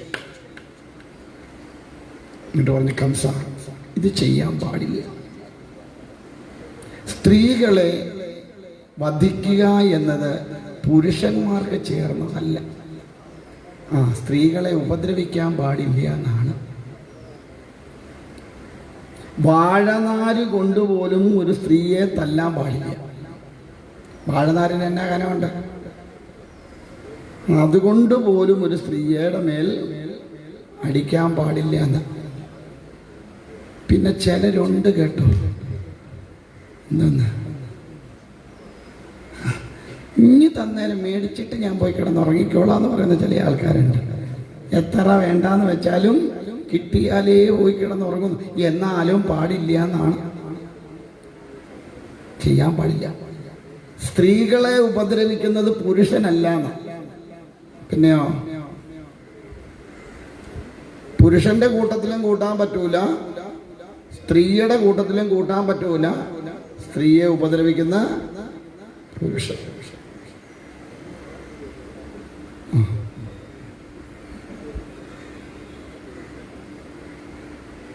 അതുകൊണ്ട് സ്ത്രീകളെ ഉപദ്രവിച്ചുകൂടാ. എന്നിട്ട് പറഞ്ഞല്ല, എന്തിനായിട്ട് ഇപ്പൊ ഇവളെ കൊല്ലുന്നേ? ഒരശരീരി കേട്ടതിന്റെ പേരിലല്ലേ? ഇത് സത്യമാണോന്ന് എങ്ങനെ അറിയാം? ഇനി നിന്റെ ശത്രുക്കൾ ആരെങ്കിലും മറഞ്ഞു നിന്നിങ്ങനെ ഒരു വാക്ക് പുറപ്പെടുവിച്ചതാണെങ്കിലോ? ഇനിയും പോട്ടെ, ഒരു സ്ത്രീയെ വിവാഹം കഴിച്ച കുട്ടികൾ ഉണ്ടാവണമെന്ന് എന്താ ഉറപ്പ്? ഉറപ്പില്ല. ഇനി ഉണ്ടായാൽ തന്നെ 8 എണ്ണം ഉണ്ടാവണമെന്ന് എന്താ ഉറപ്പ്? അതുമില്ല. ഇനി 8 എണ്ണം ഉണ്ടായാൽ തന്നെ 8ാമത്തേത് ആണാവണമെന്ന് എന്താ ഉറപ്പ്? ഇങ്ങനെ ഓരുറപ്പും ഇല്ലാത്ത ഒരു കാര്യത്തിന് നീ നിന്റെ സഹോദരിയെ കൊല്ലുന്നത് ശരിയല്ല. അതുകൊണ്ട് അവളെ വിട, ഞങ്ങൾ പോയി ജീവിച്ചിട്ട് തുടങ്ങട്ടെ. കല്യാണം കഴിച്ച് വരുന്നതല്ലേ ഉള്ളൂ. അതിനു മുമ്പേ അവളെ കൊല്ലുക എന്ന് പറഞ്ഞാൽ അതൊരു സങ്കടകരമായ അവസ്ഥയല്ലേ? അതും നിന്റെ സഹോദരിയാണ്, ഒരിക്കലും ചെയ്യാൻ പാടില്ല എന്നൊക്കെ പറഞ്ഞു നോക്കി. എവിടെ കംസൻ ഇതൊന്നും അങ്ങോട്ട് ഏറ്റില്ല. വസുദേവൻ എവിടെ നിന്ന് ആലോചിച്ച്, നീ എങ്ങനെ തന്നെ വിശ്വസിച്ച് തൻ്റെ കൂടെ ഇറങ്ങി വരുന്ന ഭാര്യയെ ഒരുത്തിന് കൊല്ലാൻ കൊടുക്കാതെ കൊണ്ടുപോകാൻ പറ്റുമോ? അങ്ങനെ വേണം ഭർത്താക്കന്മാർ. തന്നെ വിശ്വസിച്ച് തൻ്റെ കൂടെ ഇറങ്ങി വരുന്ന ഭാര്യയെ എന്തോ പോലെ നോക്കണം, പൊന്നുപോലെ നോക്കണം. പൊന്നുപോലെ നോക്കുമ്പോൾ എന്താ പ്രത്യേകത? അത്യാവശ്യം കാശ് വന്നാൽ കൊണ്ടുപോയി പണയം വെക്കാം അല്ലേ? പൊന്നെ പോലെ നോക്കണം എന്നല്ലേ പറഞ്ഞു. അങ്ങനൊന്നും അല്ല, പൂർണ്ണമായ സംരക്ഷണം കൊടുക്കണം എന്നാ. അതിന് ആ വിവാഹം കഴിയുമ്പോൾ പെണ്ണിൻ്റെ അച്ഛൻ കൈപിടിച്ച് കൊടുക്കൂലേ? എന്തോ പറഞ്ഞാ കൊടുക്കുന്നേ? അതൊന്നും ഇതുവരെ കേട്ടിട്ടില്ല. കൈപിടിച്ചു കൊടുക്കുമ്പോൾ ചില കാര്യങ്ങളൊക്കെ പറഞ്ഞാൽ കൈപിടിച്ചു കൊടുക്കണേ. എന്തോ പറയണേ? നിങ്ങളുടെ കൈപിടിച്ചു കൊടുത്തപ്പോൾ എന്തോ പറഞ്ഞേ? അന്നേരം ഇവിടെ അത് കേൾക്കാനാ നേരം ഇല്ലേ? അന്നേരം പറയും, എന്താ ഇത്രയും നാള് എൻ്റെ കണ്ണിലെ കൃഷ്ണമണി പോലെ കാത്തു സൂക്ഷിച്ച എൻ്റെ കന്യകയായ മകളെ, ആ വാക്ക് ശ്രദ്ധിച്ചോണേ, എൻ്റെ കന്യകയായ മകളെ ഞാന് നിന്റെ കൈകളിലേക്ക് ഏൽപ്പിക്കുകയാണ്. രക്ഷിക്കാനും ശിക്ഷിക്കാനുമുള്ള പരമ അധികാരത്തോടുകൂടി ഏൽപ്പിക്കുന്ന ഇവളെ നിന്നാൽ കഴിയും വിധം ഭംഗിയായ രീതിയിൽ സംരക്ഷിക്കണം എന്നും പറഞ്ഞ് അങ്ങോട്ട് കൊടുക്കണേ. അങ്ങനെ ചെയ്തോളാന്നും പറഞ്ഞിട്ടാണ് കൈ പിടിച്ചിട്ട് അഗ്നിസാക്ഷിയായിട്ട് 7 വലം വെച്ച് വരണത്.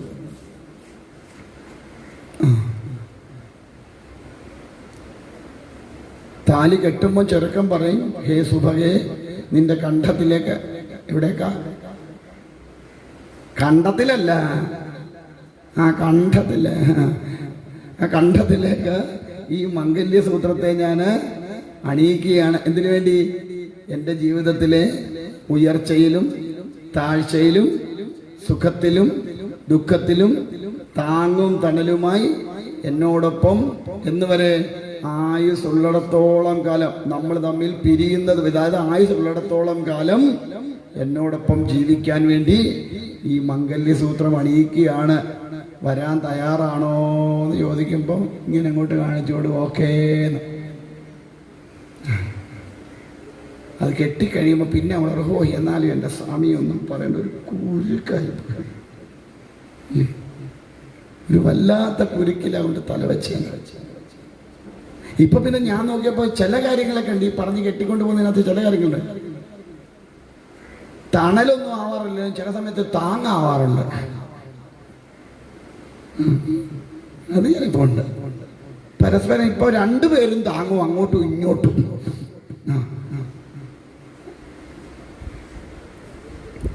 എന്തായാലും അങ്ങനെയൊക്കെയാണ്. അപ്പൊ എന്തായാലും അതുകൊണ്ട് ഭർത്താവിന്റെ ധർമ്മമാണ് തന്നെ വിശ്വസിച്ച് തൻ്റെ കൂടെ ഇറങ്ങി വന്ന ആ സ്ത്രീയെ ജീവൻ രക്ഷിക്കുക എന്നുള്ളത് ഭർത്താവിന്റെ ധർമ്മമാണ്. അത് ഏത് വിധത്തിലും അവൻ സംരക്ഷിച്ചിരിക്കണം. അവനൊരു ഗതിയില്ലെങ്കിൽ മാത്രമേ കൈവിടാവൂ എന്നാണ്. എന്നാൽ പോലും ജീവൻ പോകുന്നത് വരെ കൈവിടാതെ കാത്തുരക്ഷിക്കണം എന്നാ പറയാം. അപ്പം പെണ്ണെങ്ങനെയുള്ളവളായിരിക്കണം?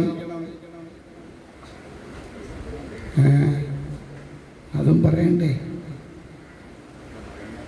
എന്താ ഒന്നും മിണ്ടാത്ത?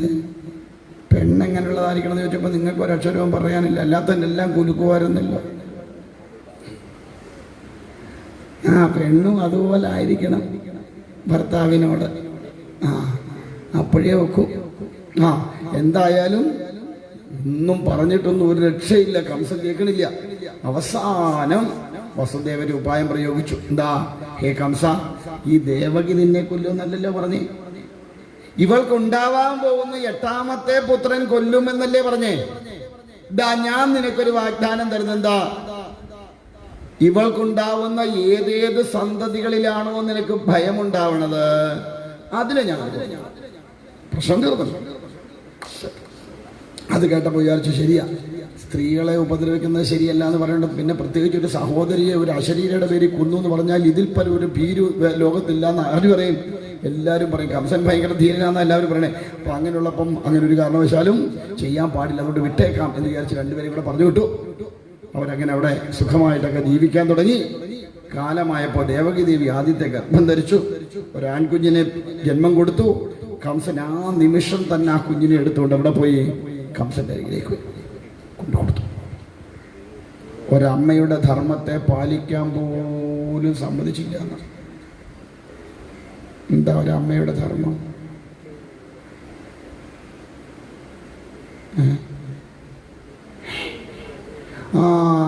ഒരമ്മയായി കഴിഞ്ഞാൽ ആ അമ്മ ആദ്യം ചെയ്യുന്ന ധർമ്മം എന്താ? തനിക്കുണ്ടായ കുഞ്ഞിനെ മുലയൂട്ടുക എന്നുള്ളതാണ്. അതുപോലും സമ്മതിച്ചില്ല ദുഷ്ടൻ വസുദേവര്. എന്തായിരിക്കും കാര്യം? നിങ്ങൾ അമ്മമാരല്ലേ പറഞ്ഞു? വാക്ക് പാലിക്കൽ. അതുകൊണ്ട് പിന്നെ ദേവകി ദേവിക്കുള്ള ആ അവകാശം നിഷേധിച്ചു കൊണ്ടില്ലാന്നൊന്നും പറഞ്ഞിട്ടില്ല, കൊണ്ട് കൊടുക്കാന്നല്ലേ പറഞ്ഞിട്ടുള്ളൂ.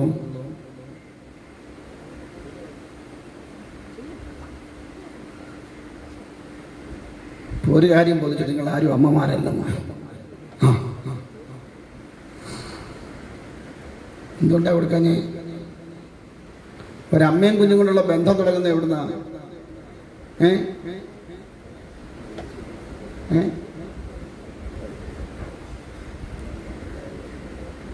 എവിടുന്ന പറയുന്ന ഒച്ചത്തിൽ പറ. എനിക്ക് നിങ്ങളെ പോലെ ചെറുപ്പമല്ല ഞാൻ, എനിക്ക് ചില പ്രായമൊക്കെ ആയി കൊണ്ട് ചെവിയൊക്കെ ചില പറയണം. ഒച്ചത്തിൽ പറ. മുലപ്പാലിൽ നിന്നാണോ പറയുന്നേ? അല്ല. ആ പൊക്കിൽ കൊടിയിൽ നിന്ന് തുടങ്ങുന്ന ബന്ധം അമ്മയും കുഞ്ഞും കൂടെ. പുറത്ത് വന്നു കഴിയുമ്പോൾ എന്ത് ചെയ്യും? അത് കട്ട് ചെയ്യും. അത് കഴിഞ്ഞാൽ പിന്നെ ആരംഭിക്കുന്നത് എവിടുന്നാ? ഈ മുലപ്പാല് നൽകുന്നതിൽ കൂടിയ അമ്മയുടെ സർവസ്വവും പകർന്നു കൊടുക്കലാണ് ഒരമ്മ തൻ്റെ കുഞ്ഞിന് ചെയ്യണത്, തൻ്റെ പ്രാണനെ കൂടെ ചേർത്ത്. അതുകൊണ്ടാണ് അമ്മ കൊടുക്കുന്ന അന്നവും ഭാര്യ കൊടുക്കുന്ന അന്നവുമായിട്ട് വ്യത്യാസമുണ്ട്. അങ്ങനെയുണ്ടോ? ഒരേ ചോറായിരിക്കും കൊടുക്കുന്നത്, പക്ഷെ കൊടുക്കുമ്പോൾ വ്യത്യാസമുണ്ട്. എന്താ വ്യത്യാസം? നിങ്ങളൊന്നും പിള്ളേർക്കൊന്നും കൊടുത്തിട്ടില്ലേ? അമ്മ ചോറ് കൊടുക്കണമെന്നും ഭാര്യ ചോറ് കൊടുക്കണമെന്നും എന്താ വ്യത്യാസം? സ്നേഹം ഇല്ലാതെ കൊടുക്കും ഭാര്യ. ഭാര്യ സ്നേഹം ഇല്ലാതെ കൊടുക്കും, അമ്മ സ്നേഹത്തോട് കാണോ? അങ്ങനെയൊന്നും പറയരുത്, പെൺപിള്ളേരെ അവിടെ എടുത്തിട്ട് ഇടിക്കും. ഭാര്യ സ്നേഹത്തോട് കൊടുക്കും, അമ്മ വാത്സല്യത്തോടെ കൊടുക്കും. അതുകൊണ്ട് അമ്മ കൊടുക്കുന്ന ചോറിന് ഇച്ചിരൂടെ. അതുകൊണ്ട് ഞാൻ പറയാറുണ്ട് ആൺപിള്ളേരുടെയൊക്കെ, കല്യാണം കഴിഞ്ഞാലും അമ്മ കൂടെ ഉണ്ടെങ്കിൽ ഒരു ദിവസം ഒരു നേരമെങ്കിലും അമ്മയുടെ കൈകൊണ്ട് ശകലം ചോറ് വാങ്ങി കഴിക്കണമെന്ന്. പക്ഷെ ഇപ്പോഴത്തെ പെൺപിള്ളേർ സമ്മതിക്കുമോ? അവിടെ മാറിയിരുന്നോണ്ട് എനിക്കറിയാം എൻ്റെ ഭർത്താവിനെ നോക്കാമെന്ന് പറയുന്നുണ്ട്. പാവം പിടിച്ച അമ്മമാരൊന്നും കൊടുക്കൂല. മനസ്സിലാവുന്നുണ്ടോ പറയണേ? അപ്പൊ അതുകൊണ്ട് ആ ഒരു മുലപ്പാലിനെ നുകരാൻ അനുവദിച്ചു കഴിഞ്ഞാൽ ഒരിക്കലും ഒരു അമ്മയ്ക്ക് തൻ്റെ കുഞ്ഞിനെ തന്നിൽ നിന്ന് വേർപെടുത്താൻ സാധ്യമാവില്ല. ചങ്കു പറഞ്ഞു പോകുന്ന വേദനയായിരിക്കും. തൻ്റെ കുഞ്ഞിന്റെ ജീവൻ അപഹരിക്കാൻ ഒരിക്കലും ഒരമ്മ സമ്മതിക്കില്ല, ഒരു അമ്മ സമ്മതിക്കില്ല. അതാർക്കറിയാം? വസുദേവർക്ക് അറിയാമായിരുന്നു. അതുകൊണ്ടാണ് അതിനുപോലും അനുവദിക്കാതെ നേരെ കൊണ്ടുവന്ന് കൊടുത്തത്. സത്യലംഘനം വരുത്തേണ്ടി വരും. അമ്മ തൻ്റെ കുഞ്ഞിനെ രക്ഷിക്കാൻ ഇറങ്ങി പുറപ്പെട്ടാൽ വേറെ ആർക്കും തടുക്കാൻ സാധ്യമാവില്ല. ശ്രദ്ധിച്ചു കേട്ടോണം. ഒരമ്മ തൻ്റെ കുഞ്ഞിന്റെ ജീവനെ രക്ഷിക്കാൻ ഇറങ്ങി പുറപ്പെട്ടാൽ ഒരു ശക്തിക്കും അതിൽ നിന്ന് ആ അമ്മയെ പിന്തിരിപ്പിക്കാൻ സാധ്യമാവില്ല. അതുകൊണ്ടാണ് ഇന്നലെ നമ്മൾ പറഞ്ഞത് ലോകത്തിലെ ഏറ്റവും ശക്തമായ ബന്ധം എന്ന് പറയുന്നത് അമ്മയും കുഞ്ഞും കൂടി ഉള്ളതാന്ന് പറഞ്ഞ കാരണമുണ്ട്. മനസ്സിലാവുന്നുണ്ടോ? ദൈവത്തിന് ഉറങ്ങുവാൻ തോന്നുന്നു, കാറ്റുമൊക്കെ അടിച്ച്. അപ്പോൾ അതുകൊണ്ട് വേഗം തന്നെ ആ കുഞ്ഞിനെ കൊണ്ട് കൊടുത്തു. പക്ഷെ കംസൻ പറഞ്ഞു, ഒരു കാര്യം ചെയ്തോ, ഇതിനെ കൊണ്ട് ആദ്യത്തെ കുട്ടിയല്ല, 8ാമത്തെ കുട്ടി എന്നെ കൊല്ലുന്നല്ലേ പറഞ്ഞ്, അതുകൊണ്ട് ഇതിനെ കൊണ്ടുപോയി വളർത്തിക്കോ എന്ന് പറഞ്ഞു. എന്തായാലും വേഗം വസുദേവ എന്ത് ചെയ്തു? കൊണ്ടുവന്ന് ദേവകിയുടെ അരികിൽ കിടത്തിയിട്ട് പറഞ്ഞു, ദേവകി ദേവി ഇതാ നിന്റെ സഹോദരി കുഞ്ഞിനെ തന്നു വിരിക്കുന്നു, ഇതാ ഇനി മുലി കൂട്ടിക്കോളൂ എന്ന് പറഞ്ഞ് അടുത്തുകൊണ്ട് കിടത്തി. പക്ഷെ വസുദേവർക്ക് അത്രയ്ക്കൊരു വിശ്വാസം ഉണ്ടായിരുന്നില്ല കംസന്റെ ഈ വാക്കിൽ. കാരണം കംസൻ എപ്പോൾ വേണേലും എന്ത് ചെയ്യാം? സ്വഭാവം മാറാം, വാക്കും മാറാം. അങ്ങനെ ഇരിക്കുമ്പോഴാണ് നാരദമുനി എന്ത് ചെയ്യണത്? കംസന്റെ കൊട്ടാരത്തിൽ ചെല്ലണത്. ചെന്നിട്ട് പറഞ്ഞു, കംസ ഇങ്ങോട്ട് വരുന്ന വഴി ഒരുപാട് കേട്ടു നിന്നെ കുറിച്ച്. അതിനിടയ്ക്ക് കേട്ട് ദേവകി ദേവിയുടെ കല്യാണം കഴിഞ്ഞെന്നോ, പോണ വഴിക്ക് ഏതാണ്ട് അശരീരി കേട്ടെന്നോ, അതിനിടയ്ക്ക് ഒരു കൊച്ചുണ്ടായെന്നോ, അതിനെ കൊണ്ടുവന്നപ്പം തിരിച്ചു കൊടുത്ത് വിട്ടെന്നോ ഒക്കെ ഇങ്ങനെ കേട്ടു. ശരിയാ, ഇതൊക്കെ സംഭവിച്ചതാ. അപ്പൊ നാരദമുനി ഒരു ചിരിയിരിച്ചു എന്നാ പറയണേ. ഈ ചിരിയിൽ ഒരുപാട് അർത്ഥങ്ങൾ ഒളിഞ്ഞിരിക്കും. നമ്മൾ ശ്രദ്ധിച്ചു നോക്കണം ചിരിക്കുമ്പോൾ. ഇല്ലേ? ഇല്ലേ? അങ്ങനല്ലേ? ശ്രദ്ധിച്ചു നോക്കാല്ലേ ആ ചിരിയുടെ അർത്ഥം എന്താന്ന്. ചിലർ നമ്മളെ നോക്കി ചിരിക്കും, ഇല്ലേ? ആ ചിരി കാണുമ്പോഴേ അറിയാം നമുക്കിട്ട് ആക്കി ചിരിച്ചതാണ്, ഇല്ലേ? ഞാനതുകൊണ്ട് സൂക്ഷിച്ചു നോക്കും, എന്നെ നോക്കി ആരെങ്കിലും ചിരിക്കുന്നുണ്ട്, എങ്ങനെയുള്ള ചിരിയാണെന്ന് അറിയാൻ. അങ്ങനെ സൂക്ഷിച്ച് നോക്കണം, ആ ചിരിയുടെ അർത്ഥം അറിയണമെങ്കിൽ. ചിലര് കണ്ടു കഴിയുമ്പം എങ്ങനാ ചിരിക്കാതിരിക്കുന്നതെന്ന് ആലോചിച്ചിട്ട് ഇങ്ങനെ വെക്കും, ഇല്ലേ? ചിരിച്ചൂന്നുമായി ഇരിക്കട്ടെ ഒരെണ്ണം എന്നുള്ള ധാരണയില്ല. ഇങ്ങനെ ഒരുപാട് തരത്തില്ല. അപ്പൊ അതുകൊണ്ട് എന്തായി, നാരദമുനി ഒരു ചിരിച്ചു എന്നാണ്. ഇപ്പൊ ചോദിച്ചാൽ എന്താ നാരദർശി അങ്ങ് ചിരിച്ചതല്ല, ഈ ബുദ്ധിയുള്ളവന്മാരും ചെയ്യുന്ന പണിയല്ല ഇപ്പൊ ചെയ്തത്. എന്താ, ദേവന്മാര് അവരുടെ കാര്യത്തെ നടത്താൻ അവരെന്തുപായവും സ്വീകരിക്കും. കംസ, നിനക്കിതൊന്നാമത്തേത്. ദേവന്മാര് നീ എണ്ണണമെന്ന പോലെ എണ്ണണം നിർബന്ധം വല്ലതും ഉണ്ടോ? ഒരാൾ 1, 2, 3, 4, 5, 6, 7, 8 എണ്ണി. എന്നിട്ട് മറ്റവനോട് പറഞ്ഞു എണ്ണടാന്ന്. അവൻ 8, 7, 6, 5, 4, 3, 2, 1 എണ്ണിയാൽ ഏതാ 1, ഏതാ 8? അവന്റെ 8 നിന്റെ 1, നിന്റെ 1 അവന്റെ 8 ആവും. അപ്പൊ ഇതിൽ ഏതാ 8 ഏതാ 1? അപ്പൊ കണക്കാക്കാൻ പറ്റുമോ? ഇല്ല. അതുകൊണ്ട് നീ ചെയ്ത് ഒരിക്കലും ശരിയായില്ല എന്നാണ്. ഇത് കേട്ടപ്പോഴാ കംസനൊരു ബോധം വേണത്. ഓടി ചെന്നെന്ത് ചെയ്തു, ആ ദേവഗീതയുടെ അരിയിൽ കിടന്ന കുഞ്ഞിനെ എടുത്ത് പുറത്തുള്ളത് വലിയൊരു പാറ എടുത്ത് കൊടുത്തു, ഒറ്റയാട്ടി ചീനി ചീതറി എല്ലാം കൂടി ഇട്ട് കൊടുത്തു. അങ്ങനെ 6 എണ്ണത്തിനെ കൊന്നു. 7ാമത്തേതുണ്ടായപ്പോ ഭഗവാൻ തന്റെ യോഗമായ വിളിച്ചു പറഞ്ഞു, യോഗമായ ഇനി നീ നമുക്ക് പണി തുടങ്ങണം. എന്താ, ഇത്രയും നേരം നമ്മൾ റെസ്റ്റ് എടുത്തു, ഇനി നമുക്ക് റെസ്റ്റ് ഇല്ല, ഇതാ അടുത്ത പണി തുടങ്ങാൻ പോവാ. വേഗം ചെയ്യുക. ദേവഗീതയുടെ ഉദരത്തിൽ കിടക്കുന്ന ഈ ജീവനെ എടുത്തുകൊണ്ട് വസുദേവരുടെ തന്നെ ധർമ്മപത്നിയായിരിക്കുന്ന രോഹിണി ദേവി നന്ദഗോപരുടെ ഗേഹത്തിലുണ്ട്, കൊണ്ടിന്ന് അവളുടെ ഉദരത്തിലാക്കി കൊടുക്കണം ഈ കുഞ്ഞിനെ. എന്ത് ചെയ്യണം, ഞാൻ വരാറാകുമ്പോഴത്തേക്ക് നീ യശോദാദേവിക്ക് പുത്രിയായി പിറക്കണം. അതുകൊണ്ട് നിനക്ക് നല്ല ഗുണങ്ങളുണ്ടാവും, പല പല പേരുകളിൽ നീ അറിയപ്പെടും, നീ എല്ലാവർക്കും നന്മ വരുത്തി കൊടുക്കണം. അതുകൊണ്ട് വേഗം പൊക്കോളാൻ പറഞ്ഞു. ഭഗവതി എന്ത് ചെയ്തു, വേഗം തന്നെ ദേവകീ ദേവിയുടെ ഉദരത്തിൽ കിടന്ന ജീവനെ എടുത്ത് നേരെ രോഹിണി ദേവിയുടെ ഗർഭത്തിലാക്കി. എല്ലാവരും പറഞ്ഞു, ഓ കഷ്ടം, 7ാമത്തേത് പോയി. പക്ഷെ കംസന് അത്ര കഷ്ടവും തോന്നിയില്ല. കംസന് മനസ്സിലായി, ദാ 7 എണ്ണം പോയി, അടുത്തനി എത്രാമത്തെയാ, 8ാമത്തേതാ.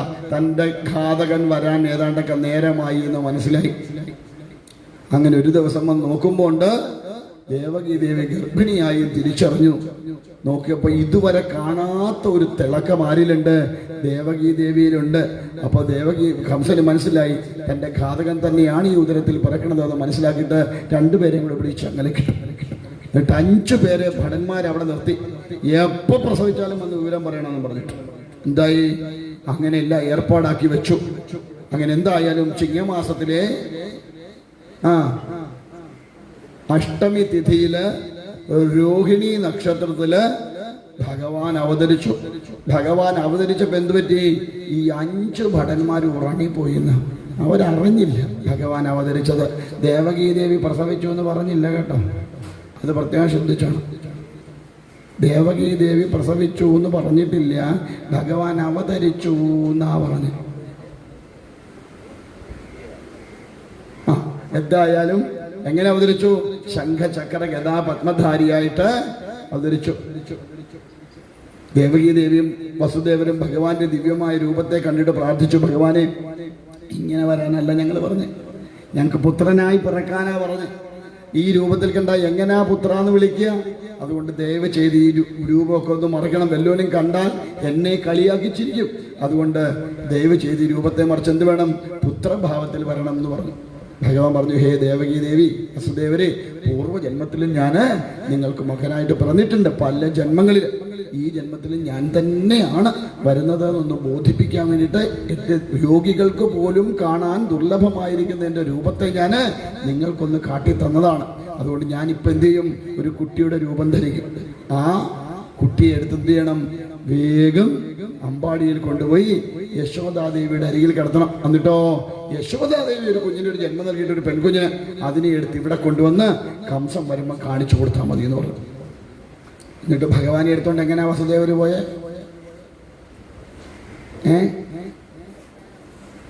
കൊട്ടയല്ലേ ഇന്ന്? എൻ്റെ നാരായണ, ഏതച്ഛനാണോ കൊച്ചിനെ കൊട്ടയ്ക്കകത്ത് തലയെ വെച്ചോണ്ട് പോയത്? ഏതെങ്കിലും നിങ്ങളെയൊക്കെ കൊട്ടയ്ക്കകത്താണോ കൊണ്ടുപോയേ? അന്നോ അല്ല, എനിക്ക് പിന്നെ അധികം വലിയ വശം പോരാ, എങ്ങനെയാ കൊണ്ടുപോയെന്നും അറിയാനുള്ള സമയമൊന്നും ഇല്ലായിരുന്നു. അപ്പൊ അതുകൊണ്ട് എനിക്ക് അത്രയ്ക്ക് ഐഡിയ പോരാ. എന്നാലും എടുത്തോണ്ട് നടന്ന മക്കൾക്ക് അറിയാലോ ഇല്ലേ, അച്ഛൻ കൊട്ടയ്ക്കകത്ത് കൊണ്ടുപോവാ. എന്റെ അറിവ് അങ്ങനല്ല കേട്ടോ. ഭഗവാനെ 2 കൈകൾ കൊണ്ടും കോരി തന്റെ മാറോടണച്ചപ്പോ 2 കൈക്കും കാൽക്കും ഉണ്ടായിരുന്ന ചങ്ങലകളങ്ങ് വേറുപെട്ടു. എന്നിട്ട് എന്ത് ചെയ്തു? വസുദേവര് ധരിച്ചിരുന്ന വസ്ത്രത്തിൽ പൊതിഞ്ഞ് അടുക്കി പിടിച്ച് ആരും കാണാതെ ഉണ്ട് ഈ രഹസ്യമായിട്ട് കൊണ്ടുപോകുന്ന സാധനം കൊട്ടയ്ക്കകത്ത് കൊണ്ടുപോകാറില്ല. എനിക്ക് അറിഞ്ഞുകൂട്ടാത്തോണ്ട് ചോദിക്കുക. എന്തായാലും ഭാഗവത്തിൽ പറഞ്ഞിട്ടില്ല കൊട്ടയ്ക്കകത്ത കൊണ്ടുപോയെന്ന്, അത്ര എനിക്കറിയത്തുള്ളൂ. എന്തായാലും പൊതിഞ്ഞു കെട്ടി കൊണ്ടുപോയി. അങ്ങനെ യമുനാ നദിയുടെ തീരത്തെത്തുമ്പോഴോ യമുന കുല്ലം കുത്തി ഒഴുകുക. ഒരു രക്ഷയില്ല യമുനാ നദിയെ തടയാൻ. അവിടെ നിന്നുകൊണ്ട് പ്രാർത്ഥിച്ചു, ഹേ യമുനാദേവി, ഇതാ ജഗന്നാഥന്റെ എഴുന്നള്ളത്താ, ഒന്ന് വഴിമാറി തരണം. ഇങ്ങോട്ട് പോകാനാ, അമ്പാടിക്ക് പോകാനാ, കൊണ്ട് വേഗം മാറി തരാൻ പറഞ്ഞു. പണ്ടൊരു ആചാര്യം പറഞ്ഞേ കേട്ടു, യമുനാദേവി ഒന്ന് പൊങ്ങി നോക്കിയത്രേ, എന്താ തന്റെ കെട്ടിയവനെ ഒന്ന് കാണാൻ. ഈ രൂപത്തിൽ കണ്ടിട്ടില്ലേ, ഇനി കുറെ കാലം കഴിയാതെ കൈ കിട്ടത്തുമില്ല, അതുകൊണ്ട് ഒന്ന് കണ്ടിട്ട് വിടാന്ന് വെച്ചു. നോക്കിയപ്പോഴോ കാണാനില്ല, കാലിന്റെ ഒരു ഇത്രയും ഭാഗം മാത്രം കണ്ടു എന്നാ. എന്നാ കാലെങ്കിൽ കാല് എന്ന് വിചാരിച്ചിട്ട് എന്ത് ചെയ്തു, ആ കാലിൽ പോയി ഒന്ന് തഴുകി ഭഗവാനെ ഒന്ന് നമിച്ചിട്ടാണ് യമുനാദേവി വഴിമാറി കൊടുത്തതെന്ന. അമ്പാടി ചെന്നപ്പോ അതിനേക്കാൾ എല്ലാവരും നല്ല ഉറക്കത്തിലാണ്. യശോദാമ പ്രസവിച്ചത് ആണാണോ പെണ്ണാണോ എന്ന് അറിയാൻ വയ്യാതെ കിടന്നുറങ്ങുന്നു എന്നാ. അങ്ങനെ ഉണ്ടോ ഒരമ്മ? ചില അമ്മമാരാണെ അറിയത്തില്ല, മറ്റേ അമ്മമാരാണെ ബോധം കഴിയുമ്പോൾ 4 ദിവസം കഴിയും ഇല്ലേ. അതിൻ്റെ അറിഞ്ഞുകൂടാ. എന്തായാലും പ്രസവിച്ച അമ്മമാർക്ക് എന്തായാലും മക്കളെ തിരിച്ചറിയാൻ വയ്യാതില്ല. പക്ഷെ യശോദാമ ഇവിടെ മയങ്ങി പോകാൻ കാരണം ഭാഗവതം പറയണത് എന്താ, 52ാമത്തെ വയസ്സിലാത്രേ യശോദാമയ്ക്ക് ഒരു കുഞ്ഞുണ്ടായത്. പിന്നെ തന്നെയല്ല, തീരെ വണ്ണം കുറവായിരുന്നു. അതുകൊണ്ട് ആ ക്ഷീണം, ഈ ഗർഭം പേര് നടന്നതിൻ്റെ ക്ഷീണം എല്ലാം കൂടെ ആയപ്പം അവശതയിൽ ഉറങ്ങിപ്പോയതാന്നാ. എന്തായാലും വസുദേവൻ അവിടെ ചെന്ന ഭഗവാനെ അവിടെ കിടത്തിയിട്ട് ഭഗവതി എടുത്തുകൊണ്ട് ഇങ്ങോട്ട് പോന്നു. തിരിച്ചു വന്ന വഴിക്കോ യമുനാ നദി കുറുകെ കടക്കുമ്പോൾ പിന്നാലെ കൂടി യമുനാ നദി എന്നാ. അങ്ങനെയാ. അങ്ങോട്ട് പോയപ്പം ഭഗവാൻ കയ്യിലിരുന്നപ്പോൾ വഴി മാറിക്കൊടുത്തു. ഭഗവതിയെ കൈ പിടിച്ചോണ്ടിരുന്നപ്പോ പിന്നാലെ കൂടിയെന്ന. ഇവിടെ കൊണ്ടുവന്ന് എന്ത് ചെയ്തു, കംസന്റെ കൊട്ടാരത്തിൽ കയറി അങ്ങോട്ട് അവിടോട്ട് കിടത്തി. ആരെ? പെൺകുഞ്ഞിനെ. കിടത്തിയതുമല്ല, കൈക്കും കാൽക്കും ചങ്ങലയും വീണു. കുഞ്ഞൊരൊറ്റ കരച്ചിലും. ഭടന്മാരെല്ലാം ചാടി എഴുന്നേറ്റ് ഓടി. ആരുടെ അടുത്തോട്ട്? കംസന്റെ അരികിലേക്ക്. ചെല്ലുമ്പോൾ ഇതാ അങ്ങയുടെ സഹോദരി പ്രസവിച്ചിരിക്കുന്നു പറഞ്ഞു. കംസനാണെ ഉറക്കമേ ഇല്ലായിരുന്നു എന്നാ പറയണേ.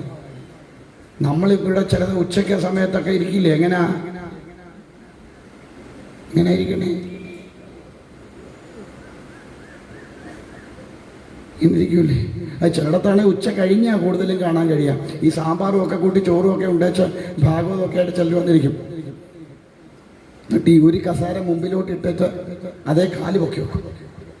എന്നിട്ട് ഒരു കസാരയെ ചാരി ചെയ്തുകൊണ്ട് ഇങ്ങനെ ഭാഗവതമൊക്കെ നോക്കിയിരിക്കും. ഒരു 2:45 കഴിയുമ്പോഴത്തേക്ക് അവിടുന്നുണ്ട്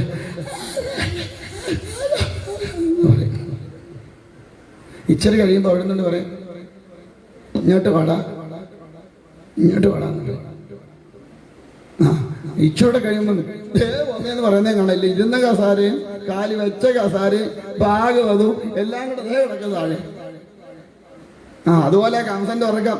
കാരണം തന്റെ കാലം എപ്പോഴാ വരുന്നതെന്ന് അറിയില്ല. അതുകൊണ്ട് ഇങ്ങനെ പ്രതീക്ഷിച്ചിരിക്കായിരുന്നു. അതുകൊണ്ട് കേട്ടതും ചാടി എഴുന്നേറ്റ് ഓടി. പോണ വഴിക്കൊക്കെ വീണു ഒക്കെ ആയിട്ടും വിട്ടുകൊടുത്തില്ല. ഓട്ടിച്ചെന്ന് കാരാഗ്രഹം വലിച്ചു തുറന്ന് അവിടെ കണ്ട കൊച്ചിനെ എടുത്തുകൊണ്ടു പുറത്ത് കൊണ്ടുവന്ന് അടിക്കാൻ നോക്കിയപ്പോഴാ പെൺകൊച്ച.